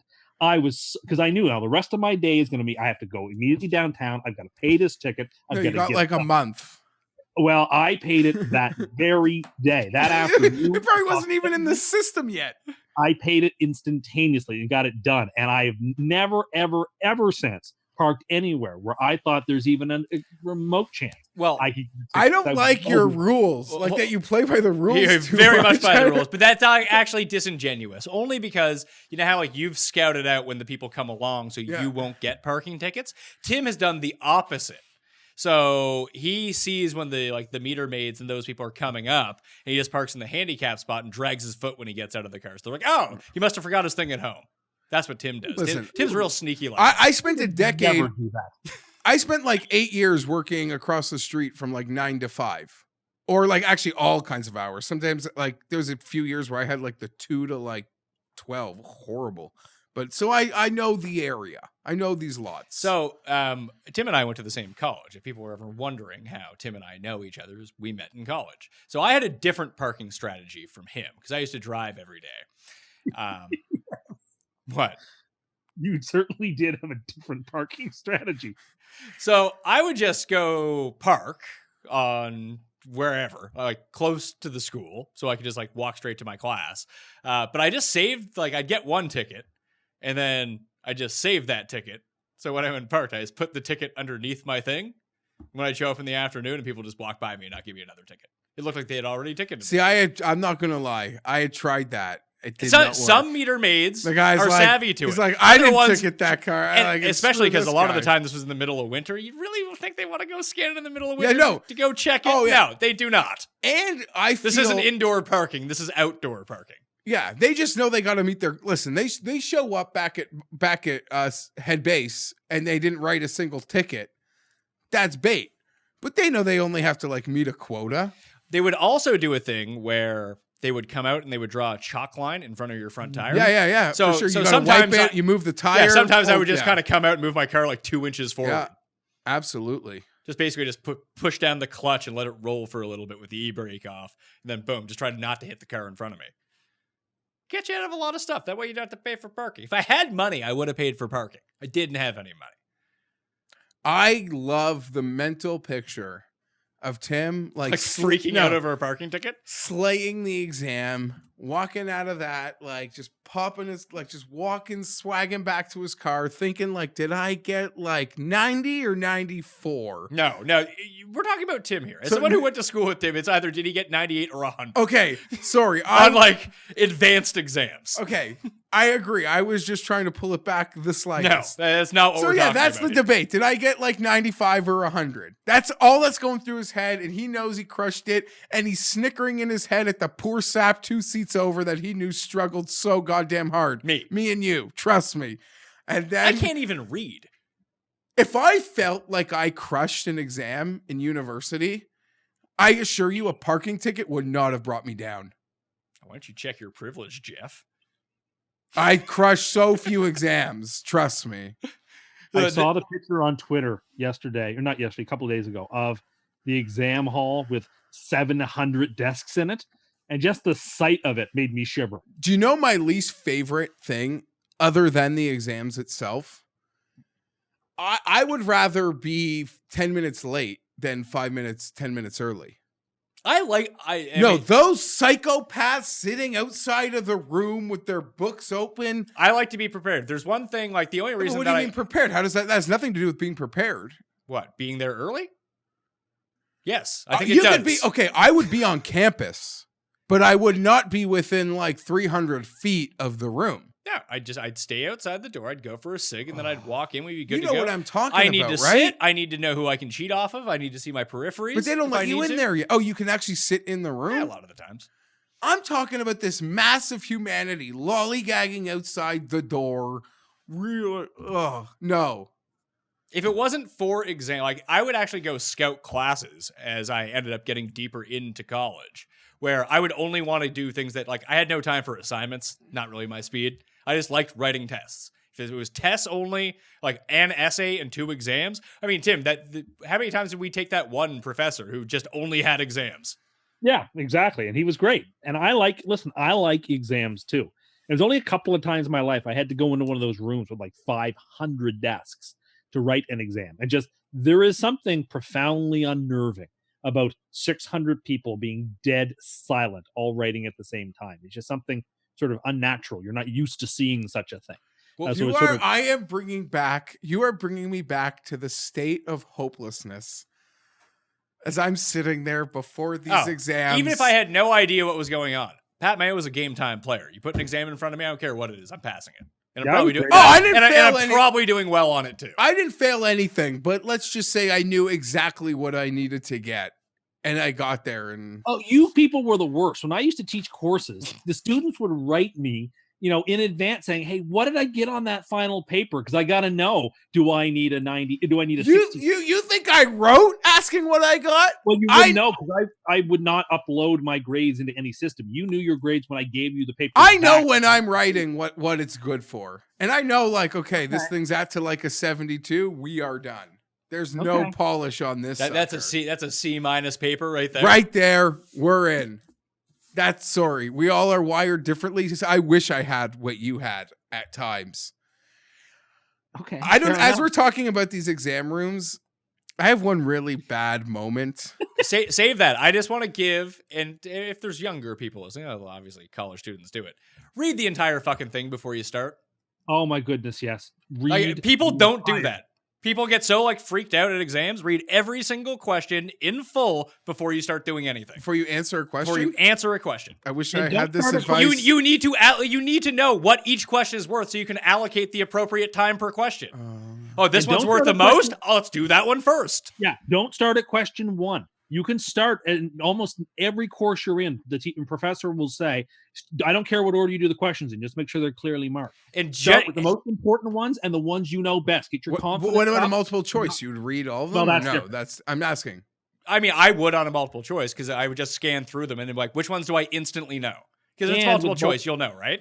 And But with you do multiple that anyway. choice, It's I like can playing tell you. Family Feud Fast Money. Like, you know what you know, and you Sure, can but say I want to get pass through and- it, then and really come start back. to think. But sometimes, the one thing that I have found out through exams over the years, I mean, Tim created exams, so he can speak to this too. Sometimes there's answers to previous questions and later questions. You just took the words out of my mouth. Yeah. I would oftentimes have potential answers in like on question 34. Well, then question 68, that's multiple choice, might also have something that you, if you knew saw 34 first, you'd know 68. And again, that's testing reading comprehension and critical thought. Like the test is multifaceted. So yeah, this is a tough time for students. I get it. I know it. I went through it on both sides of it. Get lots of sleep the night before your exam. Read the whole thing. Get there with plenty of time, and again, be strategic. Answer the hardest questions, the ones worth the most. Sorry, answer them first if you can. Answer the ones you know best. Also, early on, get that confidence up. Make sure you spend the most time on the questions that have the greatest weight, and spend the least time on the questions you don't know much about or have the least weight. It's just that's the plus EV move when it comes to writing exams. He's not wrong. Paul has a comment here, but I just did want to say as well is that the very first question on any exam, just naturally, no matter what you do, you're going to spend more time thinking about that and coming up with an answer for it. If it's like an essay type of question, or if it's a math problem, you're going to spend more time trying to hammer down on that. And generally speaking, the first question is worth the least points of any part of a test. Tim said get a lot of sleep the night before an exam. I disagree. You just get a pot of coffee, put it in the refrigerator, slam that thing, stay up all night. You do your best work in the grind. That's the Paul Shag way of Paul life. Shag move. I mean, most people I know just crushed Adderall the night before, just stayed up. That wasn't really, I didn't even know that was a thing in I don't university. wanna I'm say sure it's rampant now. But some poor folks, like they'll have an exam at 8:30 and then an exam at 2:30 that day. Like you can't possibly get through that 2:30 exam if you haven't slept the night before. No, that's not true at all. Oh, I disagree. I Yes, very I much highly disagree. But because I used to like just staying up all night because I was up all night anyway. But I think the key move on exams, I'll give a big shout out to my buddy Shiz on this one. He had his midterms and he did the best strategy I've ever seen. It was Thanksgiving, American Thanksgiving, but we were in Canada, so there was exam or midterms on Thanksgiving, the end of November. Maybe it was the beginning of his exam period. Either way, he just didn't go and watch football instead, then withdrew from the classes. That's the plus EV move, Tim. Remember, we used to have an instructor who, after the first evaluation, would write the withdrawal date on the chalkboard. Yeah, that was the same guy who only did exams. Yeah, He's like, here's where you have to drop this class. Yeah, and he would write on the board all the number of A's, the number of B's, and if he would point to the D's and F's and say, if you got this, here is the withdrawal date so you can protect your GPA. I'm just telling you, that's the move. He was fantastic. Best professor I ever had. Yeah, he was great. But again, folks, in the end, it's just a test. It is not life. You'll be fine. If you put the time into study and you approach it strategically, you'll do fine. Geoff, what was your story going to be? I just don't want Tim to hate me. No, go ahead. Professor Tim will just be so disappointed in you. I mean, you had parking tickets. He's already disappointed in you. Somebody once dropped their dip cup during an exam I was proctoring. It couldn't be worse than that. Could have threw it at you. Let's say the best way to put this. I've definitely moved some sand before. Okay. Yeah, for sure. Who hasn't? Yeah, just putting it out there. I don't have a slightest idea what that means. He doesn't know. Expression I'm familiar with. What? Well, in the vernacular of modern moment in time, does moving sand mean anything to you? I'm going to put it into the Urban Dictionary right now. This is what I have to do all the time. You have to do it all the time. I'm actually really curious what the Urban Dictionary is going to say, and I'm surprised he hasn't caught on. Urban Dictionary. It just says sand. What does sand come up as in Urban Dictionary? I'm curious. Old fashioned for courage. For No. porridge? I He looks lack like a bag of sand. courage, you would say. Yeah. Courage. It takes a lot of sand to face me down. Resolution. Should we help him or just move on? Give him the insight. Tim, on this past weekend, did anyone move some sand? Now I'm confused with the entire thing. Now I don't know what you're talking about. Now I understand. You grounded your club in the sand trap, did you? I moved some No, sand, that's bro. good. I moved sand. Whatever it takes. What do you think? Listen, my dad would have sent me home. I had to keep it above a certain point to keep hanging with my buds. What point of college hanging with your buds? I'm, It's fair. do you want to know the honest to God truth? What do you think the percentage of people who cheat on exams in college is? I'd say 85%. Oh, it's significantly lower than that. Lower than No, I don't mean like cheat all the time, but like have cheated on a test or exam in at college. least in college. Yeah, sure. I think it's pretty low. I think it was a lot more 60%. rampant Over half back have in the definitely day. at one point. Paul, what'd you say? I think it was way more rampant like when we were going through university because it wasn't so easy to like Google searching wasn't so good. You couldn't just take like a paragraph and just find exactly where people were getting stuff from. I saw a guy Like, I I was think trying it's to pretty cheat hard off one now. time in like I think it was like macroeconomics. It was an exchange student from China, and he had a translator. Okay, was that a thing when you taught him when the exchange students would have translators that they could use during exams? I never yes! encountered. No, So I never encountered that. So this one guy had a translator. He also had like, and this was back in probably like 2005, 2006, like pre like smartphones, pre iPhones. But whatever he had was connected to the internet. He was just looking up answers the entire time. Yeah. On all levels. I mean, the simplest trick was in those calculators in the sleeve. Oh, you got a TI-83 going. Just program the answers in. Whatever. I was taught the first time I proctored an exam, if there's any gents wearing baseball caps, you turn those around because people use the bill of those caps to write answers on. I was not ruining a good hat. Yeah, I was gonna say that's like 1950s cheating. I feel like it was a bit more advanced when you were teaching in 2012. No, people. You know what? I didn't kick sand, Pat. I fucking threw my ball out of the bunker. Yeah, no one was looking. You kicked it Like out of the woods. we're behind a tree on a rock. I literally kicked it 4 This feet is why that way. I would walk down the aisles while I proctored Tim, exams. you're not. Yeah, you're walking down the aisle. Yeah, eventually you turn around, Tim. Eventually you walk down a different aisle. And when I you're got eyes in the back of my head. No. You'd be the perfect TA to have monitoring what's going on. That's rampant Yeah. cheating in your classes. He's like a step behind. He's worried about ball caps. Yeah. The kids are like 7 steps ahead of a ball cap. Yeah, it's like the Patriots got cheating once. Yeah, you're not catching them all the other weeks, Tim. And I used to despise it when my students would come in before I let them into the classroom. Oh, that used to drive me crazy. It took me time and my TA's time to lay the tests out on the desk the way I wanted them. So there's spaces in between each desk. You have students coming in and they're throwing their bags everywhere. Don't do that. It's a stressful time for professors and for teaching assistants too, because they got to grade a ton of exams and final paper. So another great tip is just to facilitate things. You know, just don't add Wouldn't any you extra ever stuff. just know what a kid is capable of and just say No. 74? Fuck that. Oh my goodness. Never. No, I would say never either. I'm fucking paying money to go to this school. Exactly. So if I'm passing a class, you're letting some fucking asshole who's not doing anything pass. Fuck that. Fail them. That's the problem with college, Geoff. Oh, college sucks. Yeah, the I can't- college used to be a good thing. You Oh get a my college degree, God. that meant something. Why did- Because people did what you're talking about. It means fuck all. It means bullshit. Yeah, it's bullshit. I wish I fucking was an electrician. No, you don't. But then you wouldn't have been able to hang with your A good trade. I don't know. There's no way you'd ever be a tradesman. Just like I would never be a tradesman. No, not like me, but I don't know. Better than fucking anything college teaches you. Oh, no.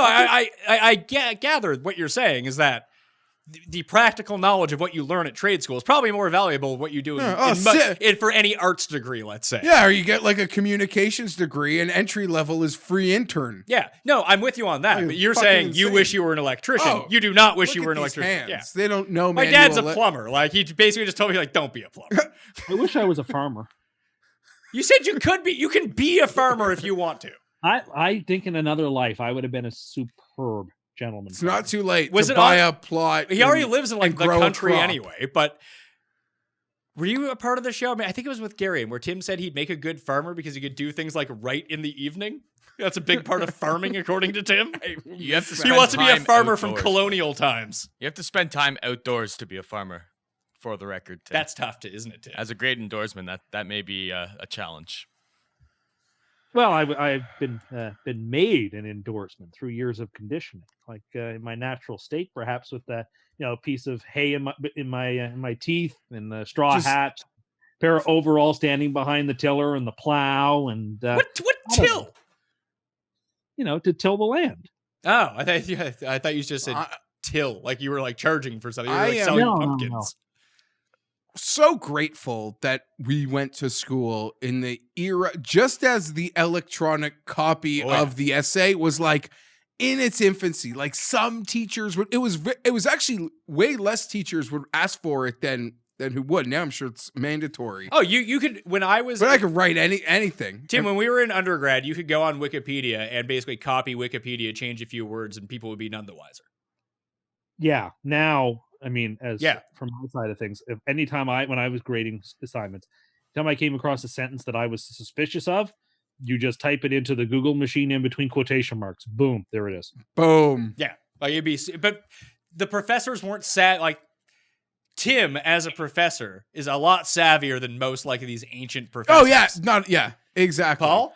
Just a small little detail there. He did say that he would type it into the aren't they giving you electronic copies and you could have just copied and pasted, or are you actually typing in We sentences? just found out what cut and paste was like a week ago. Fair. I would not accept electronic copies except in emergencies. I preferred them to print them off, staple them, bring them in, because A, that they had to come to class that day, and B, I find I read things better and more comprehensively when they're in paper. I prefer to lean back rather than lean forwards and look at a screen, and I find I make more effective notes by hand on the margins than with comments on Microsoft Word. So I just found like my job was better and did better when I wrote on the papers. Plus, there is something I think a student gets that extra show that the professor worked at your paper. That's his or her writing on the paper. They read it. They flipped through it.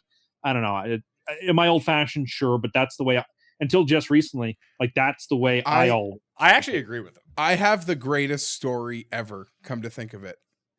One of my buddies in school was like day of, like right against the wire for an essay, wasn't going to even be at the class because he was still like working on it at home, but would have it at the professor's office by like end of day. And he wrote the teacher to try to figure out where the teacher's office was. That's how like little he even knew. Couldn't even find the syllabus. You write. Is that because he took the silly bus to school? This gets better. So he writes the teacher an email. He finds it, gets an email back, or just finds the last thing he sent on via that teacher. And the email back is from no reply at Western or UWO.ca. This guy spent an entire afternoon running around campus asking people for Professor Norply's office. Oh, no.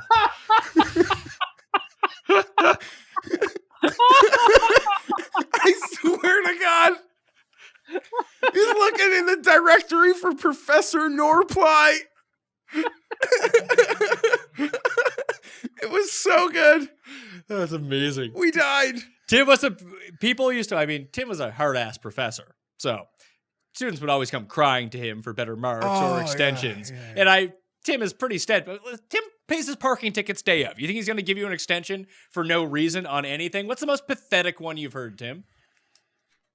I had one student who asked for an extension because they wrote their paper on the notes function on their phone the night before, and it didn't transfer over to Microsoft Word well, and they didn't own a printer. And so they wanted to know if they could have an extra day. Why couldn't they just use your printer? There are printers in the library if they wish to use those. Someone made a great joke on the internet that the universities will charge you 5-10 cents a page, but the condoms are free. It's like getting your report in is less important than getting a free fuck or like a free condom. Well, I mean, if they're already charging you money, you have a kid at a wedlock when you're like 21. I mean, okay, you're not going to have much money in the future. Your earning potential is going to go way down. My entire college life has flashed before me, and I did a very Seinfeld episode thing in college. But no, I take that back. It wasn't Seinfeld. You pushed all the women and children out of the way of a fire? Because what I was dealing with was real, but it wasn't like a big deal to me. So as I mentioned before, I guess going into my final year at school, I was diagnosed with thyroid cancer. Thyroid cancer is if you're going to have a cancer, it's probably the greatest cancer to have. It's treatable. It's a surgery. It's the good Hodgkins of Hodgkins? Sure. I would put it that way. Simple, done, a little operation, scar gone. I got to take a pill every day. Simple. But oh, baby. I got a doctor's note from like the University of Toronto, like hospital network saying I have cancer. Every professor got it, and I did whatever the fuck I wanted, and they did not care. They're probably happy you're just healthy. Yeah, Yeah, but I would have accommodated in any way, shape, or form had I gotten that note. If you yeah, needed and it, they didn't then know. you Some needed it, teachers you like got might it. know that the grasp of it, or like that is serious or not serious. But I literally didn't have to do like I took it and pushed it as far as Yeah, I could go. I would require physician's notes, but if I got one and it was like that, anything you need, sure. Anything I needed. So that's a legitimate one though. Yeah, that's why I know in the Seinfeld, John Lovitz didn't actually have cancer. So I took that back. I just thought he was playing. But no, real. Any other good ones, Tim? I'd get you to tell that one, but that's like tragic, so I don't want to tell that one. There was someone came up with this like ridiculous story to Tim. But it was true? But it was true. Sorry. That's Yeah, we will not tell that And story. when Tim said it sounds really fake. Tim Put it told him that he's way. full of shit. What's that? Did No. Tim accuse him of being full of shit? No, I don't We think need- so. Did you, Tim? No, it was so unbelievable that I had to believe it, and it was true. What does it involve? We No, need to. no, we you know need what? the people need No. to know at this point. No, I'm As the sorry, producer, that I'm is- putting my Yeah, foot down. he kinda Something feels has to like be he's- said. Like, Yeah, I mean, it's we can't just hang. We No, can't just I'm dangle it sorry. out like that. Like, oh, it's so hilarious. Come No, on, man. I'm sorry. it's not hilarious whatsoever. No, it's not hilarious, and I don't. Let's move on. Yeah. from it. I'm not going to press him for it. Yeah. It's a tough one. But anyway, Yeah. we've gone long here. But long story short, enjoy these years. You know what? Exams are kind of fun. You'll look back on it 10 years from now, like, and thinking, you know what? They were stressful, but they were also kind of a good time. And I miss I miss exam time, and you will too. So soak it in, because you only come around this way once. Pay your parking tickets, drink your milk, and eat your vitamins. Tim Andercast. Late set. Cleveland. Baker Mayfield at Kyler Murray. Cardinals are 3-point dogs at home. 48 is the over-under in this game. Why are the Cardinals underdogs? I don't know, because there's a lot of yahoos out there who still think the Browns are good. Which I don't know. Maybe they'd be better if they had a staff, a health staff that knew how to diagnose injuries. Apparently, because Baker's not afraid to tell the world they're no good. I don't know. I mean, I'm taking the Cardinals. We're playing the Cardinals. We like the Cardinals to win the game. I don't know why in the world of the Browns in a lost season would go out to the desert and win this game. Maybe they will. Who the heck knows? It's the NFL. But I don't expect them to win. I expect the Cardinals to take care of business here. I like the Cardinals too. I was kind of taken aback by the number again. The Browns had so much. It's almost like they were a college team that had such a high number beside their name before the season that even as the season has gone totally against them, teams still, like, there's a public perception that still wants to hold on to, doesn't want to believe they're as bad as it is. Yeah, they're the Jets. They're the same as the Jets. So give me Arizona, who things are not going well there. Yeah, But I'm going to take Arizona as well. you got to try. Yeah, unless Cleveland did one thing very smart last week, is they basically just turned around and be like, hey, Nick Chubb and Kareem Hunt, you go win us this game. And you could against the Bengals. And you might be able to do that against the Cardinals too, is the one thing. But I think Kyler's got enough in the tank. He needs to figure out how to play quarterback, by the way. Like, just, he makes bad decisions. Yeah. But he's a rookie. Those things can be learned. But there are some metrics that aren't. There's appealing. basic decision making. Like a couple times this season in the 2-minute drill, he doesn't like grasp the 2-minute drill. Like that stuff, like you should know already. Sometimes there are throws that you think you can make that you can't make in the NFL, and there's an adjustment to that. But like him throwing the pick in the end zone this week against Pittsburgh when he clearly could have rushed in for a touchdown. Some of the the clock management stuff, it's just really bizarre. My universe isn't a fun place to be right now with the quarterback situation. And I spend almost every time I'm watching football, any young quarterback, I'm just sort of saying, like, would I take that or do I need a hope for better? If that makes any sense. And it's like gun to my head, like, would you take Kyler? And I watch it and I'm like, I would. He can make all the I throws. don't know. Am I crazy? Like, I don't know. I'm not that impressed. I think I would. I like Kyler. I think he's going to be pretty good. Hey, round to Arizona for everyone. Even the coin is in on that one. Jacksonville at Oakland. Oakland's favored by 6.5 at home. 45.5 is the over-under. Geoff, would you say Jacksonville has packed it in? You guys remember a week ago? No. It was very clear. You see when a team's quit, and you see sometimes the teams haven't quit because it's just not in their DNA. Like the Dolphins don't quit? Brian Flores would not allow it. He's obviously. an angry man, by the way. He was. I know exactly what you're talking about. After the pass interference and they lost the game, he was looking to eat that ref. Jacksonville's quit. They've quit. They put a fireable offense 5 minutes on the field versus like the Titans 5 weeks ago, and every minute since then has been an abomination. Mr. Khan must watch that, counting the moments. How Doug Marrone doesn't get the fate of Ron Rivera. Well, you just said it wasn't fair to Ron Rivera. I agree, but Ron Rivera's done more there. You could tell the locker room loves and respects Ron. Even when Jacksonville had their greatest moments, it felt like they were eating each other from the inside. I hate this number. I hate laying these points with Oakland, but I'll take that. I got a minor in psych from the university days we were just talking about, and it's telling me to take Oakland, and it's probably wrong because I didn't earn it, as we just discussed. Tim, is this the last game in Oakland? It is. They're closing down the place this week. So oh my God, hammer it then. John Madden will be out there. Wait, hold on 1 second. The last time you said that was the Chargers in their final home game. Didn't they get worked? No, didn't we kill the Dolphins every last home game? I thought they lost the last game in San Diego. No, I think they annihilated Miami. Oh, okay then.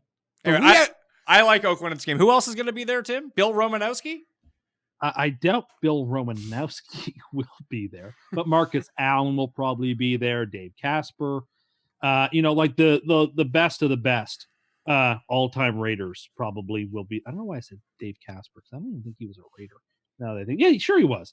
Yeah, so like the best of the best will be there. John Madden will be there. They're going to close it down. They'll turn the Al flame off probably at the end as they move it to LA. It's the last home game. I thought Jaguars, and you marry that with the Jaguars having quit. The Raiders are also on a short list. I'm so confident the Raiders are going to cover. I'm teasing through 0. That's how confident I am. Are we sure? So Oakland just to win. So basically Oakland pick 'em. Yeah.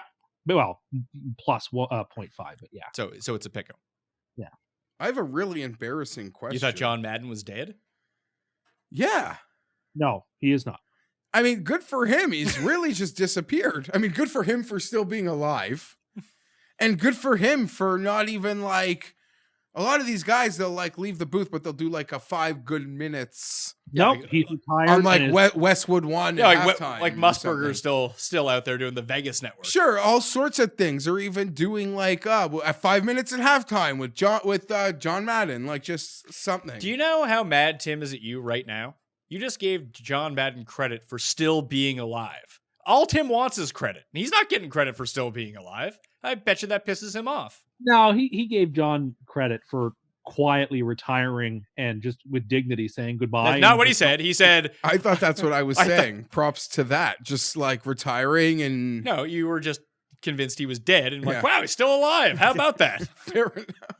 That was more the vibe I think you were getting at. I look forward to seeing him. Your team, Minnesota at the Chargers. Flexed out of prime time. Flexed out of prime time. 2.5. The Chargers are dogs at home. 44.5. 44.5 is the over under. What's the Chargers record? 5-8. Oh, Minnesota then. They can't beat winning teams on the road outdoors. They can beat the Chargers though. I don't want to spend. They're done. Done for. Tim? Yeah, I mean, I'm not a Chargers fan. If I were a real fan, I'd probably find a way to get to this game. That's what I've been told on the Twitters. But I'm going to play the Bolts in this game just because I don't trust Minnesota. I'm going to play San Diego on a short number. Do you want to know what sucks? The Chargers aren't going to lose another game. Okay. They're going to lose this one to Minnesota. It's horrible. I'll bet you whatever you want on this one. Okay. It sucks. They're going. I feel bad for our friends in the fantasy golf spectrum. They're all going to need this game. The Vikings need this game. They got, I think, the Packers the next week. Chargers are going to win this game. It's unfortunate. But since that is the reality, I only want, at this point, one thing. I want Philip Rivers to play as best as possible for the last month of the season. No, we got to get more like 5-pick games out of Rivers. There's at least one more of those coming. Tyrod time. No. Tyrod. If Tyrod plays in this game, I'll change my pick. If he's announced as starter. If Tyrod plays in this game, it means they're up another. No, I mean, if he starts the game, they're just like, Rivers, this is enough of you. Take a hike, pal. I wish I knew. I wish there was some indication of what was going to happen. Because I do want, if it's going to be the last time, I want to go. But don't give me this real fan bullshit. You're That's not a such real crock fan. of You're shit. not even going to No. go to the game. People don't have a clue. They don't have a clue. You've got to earn me to travel to Los Angeles. You got to earn it from me. There's one thing that's making me think I gotta go though. Say goodbye to the old stadium. Keep those DMs open with the. It is our final game in the building. Yeah, there are some people who've hit me up who would like to go to the game with me. We'll see. My ideal scenario would be, again, in a perfect world, if I could have everything I want, it would be to get Tua and bring Phillip back for a year. I don't know how realistic that is. Maybe it is, but that's what I would want. But I am so, yeah, I don't know. Philip Rivers, Junior Seau, rest in peace. They got my heart. He's not still alive? He's a confirmed dead. Bad for him. One failed suicide attempt and one successful. Oh, bummer. Can't believe I just said that, but it's true. That's your guy. Oh my God. My heart. And you see like this video of Rivers today or from the weekend. People need to like get a life. He just seems like a bad guy. He does. He seems like an asshole. Oh, you don't. You don't see Tim? Did you see the video? No, I didn't. But I saw, like, put it this way, I saw people tweeting about it, but I didn't actually see the video. No. It's just he gets it. He's just insane. According to Geoff, he's your friend who's an asshole that you're like, no, he's actually a good guy. Just get to know him. No, yeah, that would be like me. But like if you saw me watching the Chargers, you'd think I'm just a psychopath. And you are. But no, you no get to one know thinks that me. you're not. You get to know me. I'm a good guy. Yeah, Rivers. I never say he wasn't a psychopath. Bad guy, asshole. No. Very unlikable. Too likable. I don't know about that. Imagine not liking him. Most people don't like him. No, I disagree. They dispute his most skill. people don't care about Philip Rivers. They dispute his skill, but I don't get hit with they don't like him like really ever, to be honest. And when people have bad things to say, I get hit with the it. majority of stuff I see about Rivers is how people don't like him. Like very popular in religious circles. Yeah, big in the Lord's community. Well, listen, we're all thankful that that whole controversy that happened to Drew Brees this year didn't make its way to other hard right Christian right quarterbacks. I don't even remember what happened. I don't know. He did something. And then I was worried that Philip was going to get dragged into it because of just. Yeah, but that kind of speaks to no one cares about Philip Rivers. Okay, maybe. That's sort of the whole thing here. So you two are taking the Chargers and me and the Coin are Yeah, taking do you the want to Vikings? bet this game? Sure, why not? Yeah. Straight up? You think they're going to win? You said they're going to win? No, I don't want to bet straight up. Oh, okay. So you're not so confident now, are you? I only because of how like you're just trying to bully me into it. I'll hold my ground, but they are going to win the game. But you don't actually think they're going to win the game. Oh, I'll show you a real slip come the weekend. Okay. That will make you believe that I think they're going to win the game. Okay. Atlanta and San Francisco. The Niners are favored by 10.5. 47 is the over-under. The Falcons, who knows what's going on with them. The defense showed up again last week out of nowhere. But they played a team that quit because they loved their coach. That's right. Of course. Forgot about that. It looks like the Niners defense is kind of banging. Like Sherman's probably not going to play. Like their secondary is kind of mashed right now. Now the Falcons did lose Calvin Ridley for the season. He's done. Is Atlanta still the team that can backdoor this? I guess is my question. Yeah, of course they are. Unless you think, I mean, like Bosa's banged up. Sherman might not play. Like They got some problems here. And this is a week they can win without those guys, but can they cover the 10.5 without those guys? I guess is my question. I'm going to take Atlanta. I don't love it because that D-line can wreak havoc, but a couple real great games, physical games, playoff feeling type games for San Francisco. Isn't this just a natural place where Atlanta just loses by 8? Yeah. Like, doesn't that feel like that? Yeah, and everyone's like really fired up for the Niners right now, so it wouldn't be shocking to see them have a bit of a letdown and just kind of win. Exact case I made for the Jets against the Ravens, and you poo-pooed that. What? That they had just come off some really tough games, and it's a nice spot for them not to like crush and cover the number. Well, Pat will tell you Atlanta has a quarterback who's won an MVP. Yeah. Well, no one disputes that. I mean, there are better players on the Atlanta offense than are on the New York shitty Jets. Yeah, and they're not playing Lamar Jackson. The Jets are like the minor league version of Atlanta. I mean, the Niners and 49ers, they're like a coin apart. I mean, one beat the other at the gun. Like, they're basically very similar in terms of their skills, in terms of their talent level. I'm going to take Jets. But you forget the Jets are terrible. I'm going to take the Niners. I don't love it, but I will tease them down to be sure that I get that because they're not going to lose the game. And it's not going to be. They're not going to lose the game? No, I don't think so. Impossible. Would you say it's impossible? No, I wouldn't say it's impossible. The only thing that's impossible is the Jets getting blown out this week. That's like the only impossible outcome to me. His teaser's done, I think. Yeah, teaser just finished after Thursday? No, I mean, like... those are the 6 games. So Atlanta for you and I, San Francisco for Tim and the Coin? Yeah.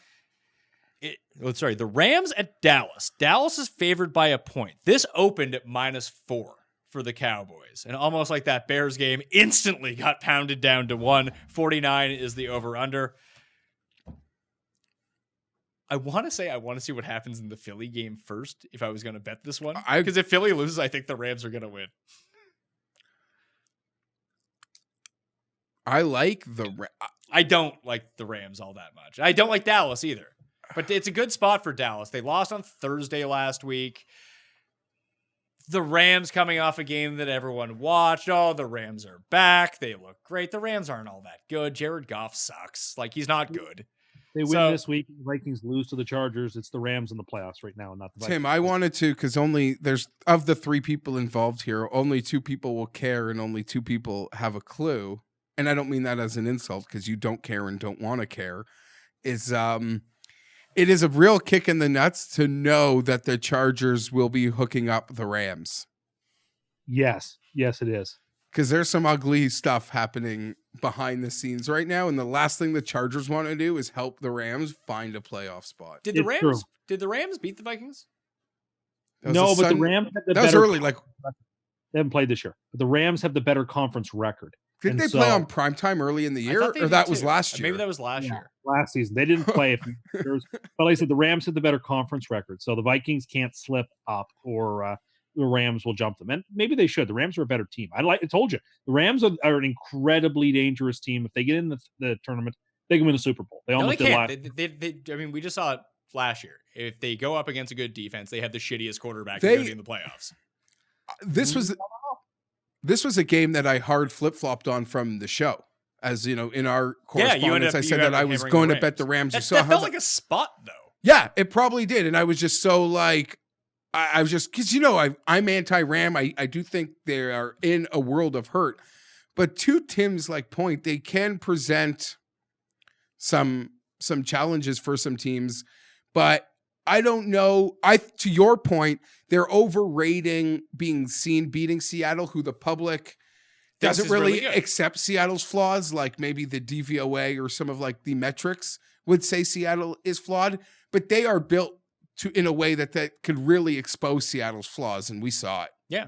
So I'm taking Dallas in this game. The coin is taking the Rams. Tim, you're taking the Rams, obviously. I'm taking Dallas. Yep. And Geoff is taking Dallas. The 4 would be nice, but now it's down to 1. I'm sure the real sharps are going to try to middle this sucker. I would think so, yeah. Dallas by 2. Sunday night game. Buffalo has been flexed into prime time to face the Pittsburgh Steelers. The Steelers are 2-point or 2-point favorite, at home. The over-under, 36.5. Here's a bet for you. Bills, plus 115 to win this game. The Bills are better than the Steelers. They're like very similar teams. The Bills are better. Could be my super lock. I'll mark it with you. I just worry about every time the Bills are in prime time, like an actual, not a Thanksgiving Day game, but like a night primetime game, they lose in the most crippling way possible. No, I disagree. I think they piggyback off the Dallas game, and they just kick too many. You can't beat a team like Baltimore kicking field goals because they have the best kicker in the league, and they don't even kick them. Yeah, they should. I'm telling you, they should trade Tucker for a first-round pick. Unbelievable. Yeah, absolutely. They don't need to pay him. They don't need him as part of their roster construction. It doesn't matter. He's a nice asset to have, though. Yeah, if it's a 2-minute drill and it's like for the win, but they don't kick 48-yarders because they're just going for it. Yeah, because it doesn't make any sense. But I'm going to be dumb enough to say the same reasons I like Buffalo on Thanksgiving are the reasons I like them today. I think it's a well-balanced team that still doesn't get respect, and this is it. Pittsburgh gets this game every week, 7 times a year, 12 times a year. This is everything. Buffalo, I don't think it's been on Sunday Night Football 17 years or something insane. You know how bad you have to be? The market's not helping them either. If they were the Jets, they could be bad. No, it's not even the market. It's not even the market. The whole flex thing was put in place so a team like Buffalo, who was not on the schedule in the summer, gets on the schedule when the Chargers suck. All I'll say about this game is I find these two teams are very, very similar. They both have good defenses. Their offenses are both not great, but Josh Allen is way better than Duck Hodges. Yeah, a money line. Yeah, I wouldn't take the +2. I just bet the money line here. But it does look like Connor and Juju will both be back for this game, but it's not like they've been super effective with either Mason Rudolph or Hodges at quarterback. So I think the Bills defense just shuts down this offense. We've basically seen Pittsburgh had a return touchdown last week to get over 20 points. Like, I think the Bills can get to 20 on Pittsburgh. If they get to 20, they win. So that's my take. Coin likes Pittsburgh. Tim, who do you like? Yeah, I really like the Steelers in this game. I mentioned last week, I think the Bills have exhausted their win total, and so I'm sticking with that script. I mean, and listen, this Sunday night part, Geoff sort of teed it up for me. It's like Pittsburgh is not in any way overwhelmed, intimidated, worried about what's going on in prime time. This is a normal game for them. I think Buffalo may just get too excited, and I don't understand what Buffalo's offense is. I don't think they know what it is, and the Steelers have such a good defense that I think they'll be able to take that apart. And with Connor coming back, with Smith-Schuster coming back, you add a couple of real weapons. The Steelers are just top to bottom a better team, I think. I think the line is short by a point. I should be Pittsburgh by 3. They're not getting the full 3, but they should be. I'm going to play the Steelers. I think the Steelers win this game. I just think Buffalo will be overwhelmed, but I would play the under. I think it's 17-10 Pittsburgh, 20-10 Pittsburgh, something like that. I'll take the better quarterback. And you're right when you say you don't know what the Bills' offense is. I kind of agree with that. But neither does Pittsburgh. Allen's such a wild card, though. He just drops back. There could be a guy open 80 yards downfield. He can overthrow that guy, or he can just take off running for a bit. Like, it's hard to predict what they're going to do next. And like with the Steelers, you know what they're going to do. They're going to not move the ball on offense. It's a game where Buffalo could get away with the field goals. Yeah. Paul, how do you feel about this? I mean, it's the same thing kind of every week. How if we can limit Josh Allen's turnovers, we have a good chance to beat anybody. And even like last week, losing by 6, like we were on the 20-yard line, going against the best team in the league. We were there. We weren't able to come through in the clutch, or come through when it mattered the most. But you don't give up that 75-yard touchdown to Hayden Hurst at the beginning of the second half, and like you're actually going down the field for the win in that spot. So we're a good team as long as Josh Allen, if he can limit, like he made that one fumble, they went down, scored the touchdown. If he can just not turn the ball over, we can beat anybody in this league, and that's how I look at it. I agree with everything he said, but I do take one objection, which I've heard a lot of Bills fans come at this week, like the one play, the big play. Baltimore is built around that. It's built around huge plays. Not trusting Lamar to make that play, you bringing more guys up to contain him, and they make that play. They do that. They do it often. They've burned a lot of teams, my Chargers included, with that exact play. So it's kind of in their DNA. Is you bring more guys up, and we have confidence that he will make the throw. 2 tight ends, not even receivers. Do you think Josh Allen intentionally doesn't hit these open guys downfield because they're saving it for the playoffs, like lulling people in? I don't know. McDermott's on the job 3 years. He's going to have this team in the playoff twice. It's pretty remarkable. It's when you kind of shocking. like break it down. When we've lived in, we know the team well.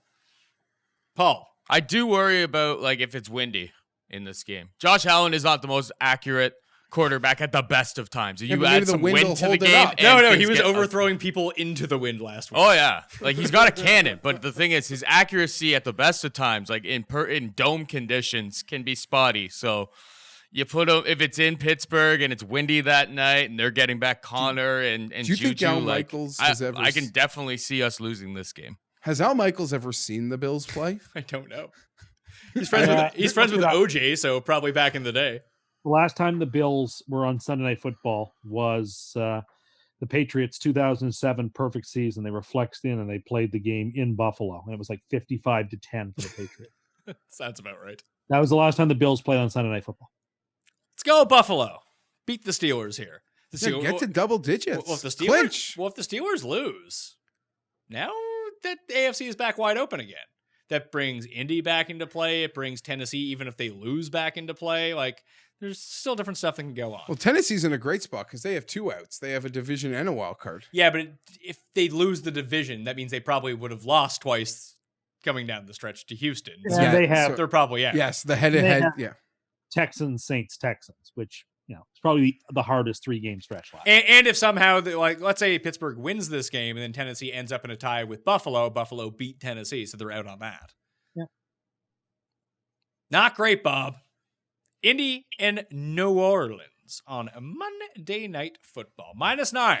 The Saints are favored by 46 is the over-under. It's a lot of points. Super Bowl rematch. Oh, yeah. I wonder if the Saints will start with an onside kick. They should, for old time's sake. I'm going to take the Saints -9. Yeah, so am I. I'm remain relatively skeptical of this Saints team, and what I saw Sunday made me feel better about it as time went on. But I do think they should beat Indianapolis down in this game. So I don't see how you could look at the Saints and come away being like, well, they're not very good. But look at San If I Francisco told and say, you- hey, they're pretty good. if I told you they were going to put up 46 points, how much would you have guessed they would have won that football? Oh, probably 25. Yeah, 25. But if I like, is it an indictment of how good the Saints offense is, or was it just a weird pace of game type thing? How much, like, because San Francisco was supposed to have, according to you, the best defense in the league. It didn't look like that last week. Yeah, but then the year the 2000 Ravens won the Super Bowl, they won a game 39-36 or something. So you do have one game a year like that where there's just a ton of points get scored, and what are you going to do? But the Rams had a great defense last year, and they had a 51-48 game. Like that happens. This is just popping. This is just popping into my mind right now. Do you have the Niners schedule in front of you? Yeah, I do. Can you Well. tell me which games they've played on the road indoors? Which I feel like what are their indoor road games? yeah. What are their indoor road games At so far? Detroit. Did they play Detroit? Let me take Yeah, a because they look. played the Pack. No, they played in Arizona on that Thursday night game, and they Which played. is sort of a dome, I suppose. It's a So we'll dome. It's a dome. You're either playing in ideal conditions or the Yeah, it's dome. a dome. It's a dome. Okay, pulling through at Tampa outdoors, at Cincy outdoors, home, at the Rams outdoors, at the Skins outdoors, home, at the Cardinals, that's 1, home to the Hawks, home to the Cardinals, home to the Packers, at Baltimore, at New Orleans. So 2 if you count the Cardinals, and they are home for 2 of the last 3 before they play the Seahawks. All right, so they'll only have played the 2 games indoors. And how many points did they give up in that Cardinals game? Like 30? Which one? The game in The game in Arizona. 28-25. 28-25. It was 36-26 for what it's worth in San Francisco. Second time around. I'm just trying to think. Maybe like the team speed on offense for San Francisco was incredible, and that really blew up New Orleans. And I feel like the same thing with like Breeze looked good in that game. I was surprised, and the league's best offensive line held up the league's best defensive line. They did, but you feel like the Niners are that type of team that no matter how you want to play the game, they can play it with you. And like, there's almost no other team in the league that can slow it down and play a 2017 game like they did with the Ravens, or speed it up and go 48-46. Like, I'll give them that. I don't know who else can play any type of game you want to play and play as well as you. And that's why they've got every opportunity, right? Because that's the type of team they are. I tend to agree. I mean, I've been wrong on the Niners most of the season, but it's going to be funny when it comes down to like the final four in the NFC, and it's going to be 3 quarterbacks who've won Super Bowls and Jimmy G. Well, he's got a ring. He does have a ring. That is true. He did not play in that game. Apparently not. I'm going to take New Orleans. At this point, I have so much respect for the Colts roster construction, for the coach and everything that they They're banged up. Yeah. I'm getting there. They gave up a 14-point lead. Everything that they have accomplished, sort of, with what happened like a month before the season or 2 weeks. I forget the timeline on losing QB1. They literally put it through the wall for 2.5 months, but they're limping home. They're crawling to the finish line. There's nothing Frank Reich can do. I watched a lot of that Bucs game because I needed it on a parlay, and the other games on it were pretty stress-free. They blew that lead. The Darius Leonard, oh my God, what a football player. I mean, Jameis or no Jameis, guy is everywhere. But I feel like the Saints, Breeze will find him in ways. It's not even a Breeze. This has nothing to do with the offense. New Orleans is going to score points at home against Indianapolis, and they'll score enough points to cover this. It's just, think about how Indy scored last week against Tampa. They upchucked to Zach Pascal. Yeah, like things that can't happen versus the Saints. Yeah. Exactly. Yeah, there's a pass rush. There's an elite corner. There's a real defense. Yeah. Paul. Breaking news. Marcus Davenport. Significant foot injury. Who's like the defensive end for the Saints. Yeah. Season ending. Yeah, that was the first round pick. That is not good. Of last year that they traded in for. It's not Hayward, but it's bad. Armstead's in a walking boot too after coming back to play. Is that going to change your pick though? No, it's not. Yeah, no. Saints in primetime on a Monday. They still got Marshawn Lattimore. They still got Cam Jordan. I'm good with that. And I doubt that Indy gets T.Y. back this week either. Yeah, Indy's just they're crawling to the finish. Playing out the string. Yeah. All right. Their team's getting healthier. That are going to win games. That are going to win games I wish they wouldn't, like the Chargers, and there's teams that are just dead and they're going to crawl home.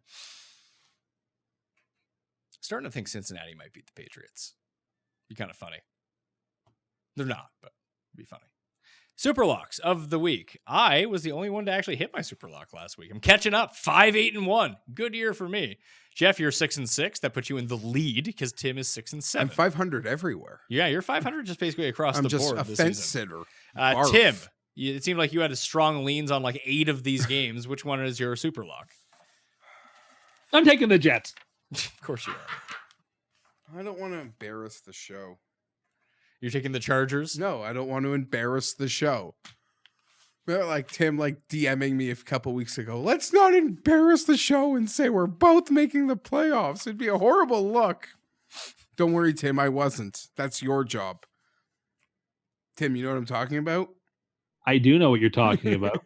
And then later on that show, you were talking about what could happen if they won that game against the Chiefs. And they should have. If Tyrod played, they would have won that game. Oh, God.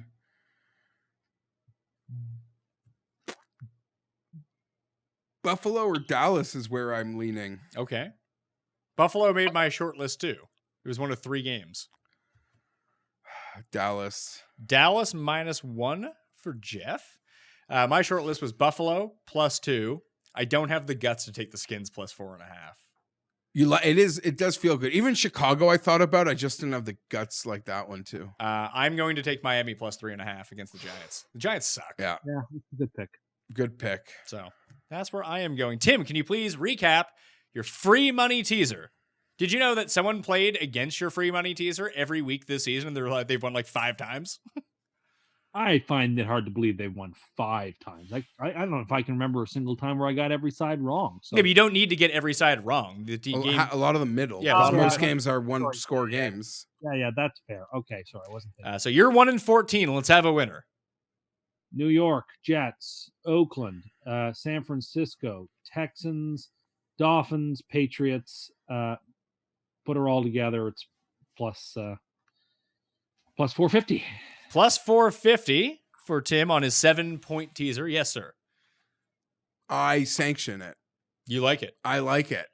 Okay. I'll make it. Okay. Oh, a Fienberg teaser. You know which Listen. one's going to ruin you? I'm going to point the arrow to it right there. I know. 49-3. You know who's been real good in primetime? The Jets. Real strong showings in primetime. Oh, you know how they say primetime and, you know, one good coach, one bad coach, how those Thursday nighters usually go? I think people have really been sleeping on how good the Ravens defense has been over like the past month. It got good all of a sudden. Once they got their secondary back, it got good. Because we were picking on them earlier in the year that it wasn't very good because it wasn't.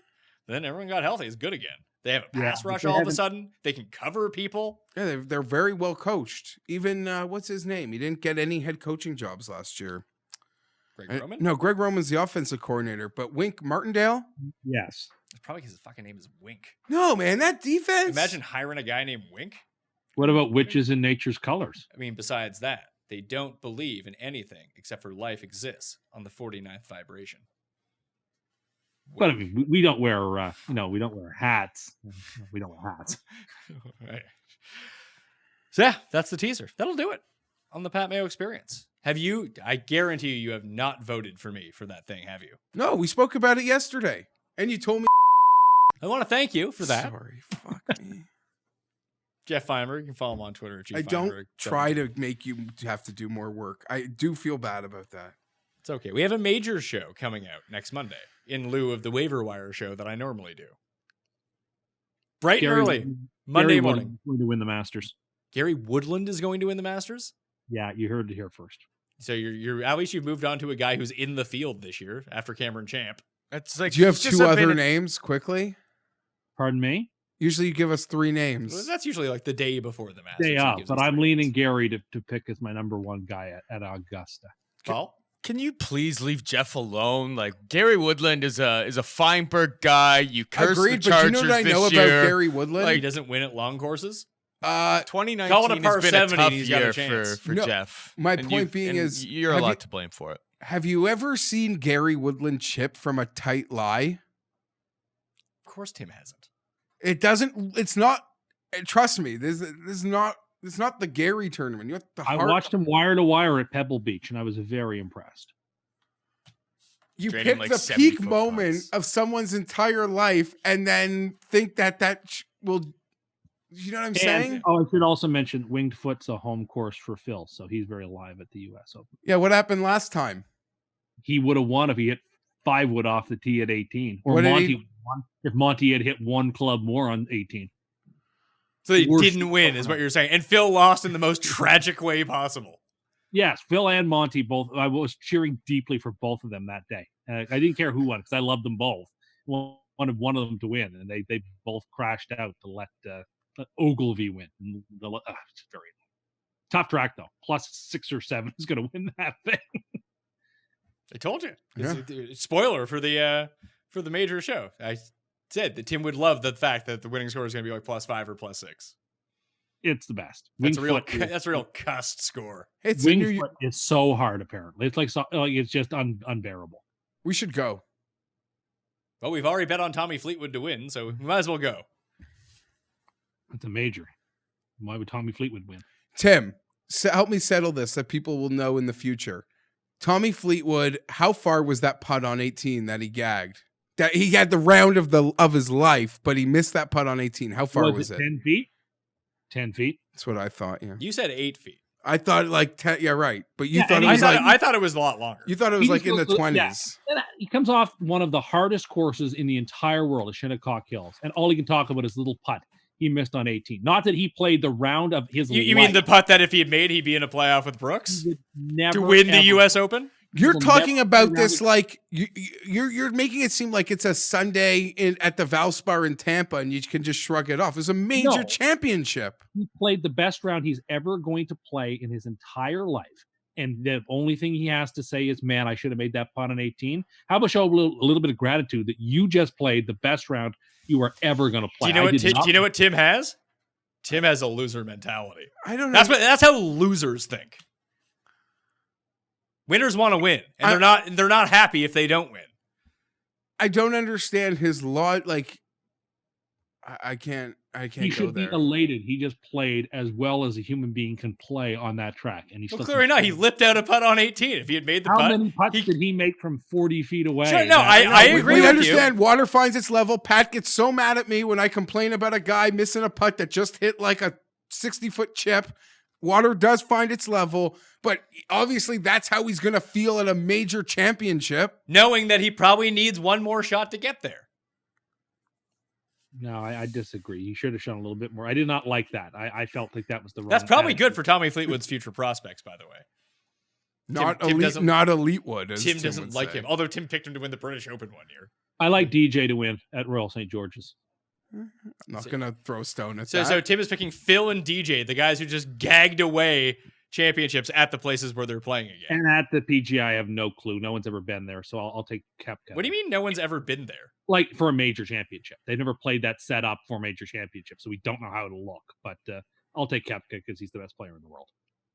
He's actually technically not the best player in the world. He wasn't even the player of the year. If my life depended on one golfer winning me one tournament, I would pick Brooks Koepka. I won't argue that. Well, you can get all of our futures and the bets that we've made, but we will give out that there is a number hanging out there right now, and it's 25-1 at the British Open. It's Tiger Woods. Bet him. Has he won at Royal St. George's before? He didn't play it last time. It was when he was like hitting the face with a club. Yeah, but time before that, had he played it? I believe he was fourth. Because you know my view, Tiger can only win at places he's won. So he just won the Zozo. Yeah, that's not a real thing. What do you mean that's not a real? That's a PGA event that had a stacked field, and he dusted everyone. Swing season. It's like, oh yeah, they were undefeated in the preseason. I don't consider swing season. No, but it wasn't like Sanderson's. It was like a real field. It was basically a WGC event, but with more people in it. In fact, guys actually didn't even play in the WGC the next week because they were zozoed out. I just give him the claret jug now. Then that's fine. I hope you're right. I hope so, because at 25-1, we're going to be rolling in the dough, Jeff. It just seems like an exceedingly difficult track, Royal St. George's. It depends. When you go back and look at all the scoring from it, it can go really low if there's no wind. Fair enough. But I mean, I guess that's true of any open track. Yeah, fair enough. So it can be really easy. And the last two winners at those courses were Darren Clark and Ben Curtis. Okay. So and we even looked at the odds. Like, there's not a huge long shot. Like, even like Brooks and DJ and those guys, like their odds are way deeper than they are at all the other tournaments. Just because like a rando could win. Who's a good random British guy that we can bet on? Is Paul Waring from Scotland? I feel like someone from Scotland. Oh, you're going like there. Yeah. Like Pepperell? No, like beyond Pepperell. Like some jabroni Euro player. Fitzpatrick's ranked like 23rd in the world. I don't know. Joe, you want Robbie McIntyre. No, that's got to be Tim's guy. How are you not a fan of Bobby Mack? I got nothing against him. He's a big, fat lefty. Hey, listen, I got nothing against that.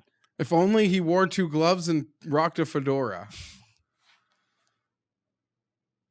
It was humid that day, and I wore the gloves for grip. They're rain gloves.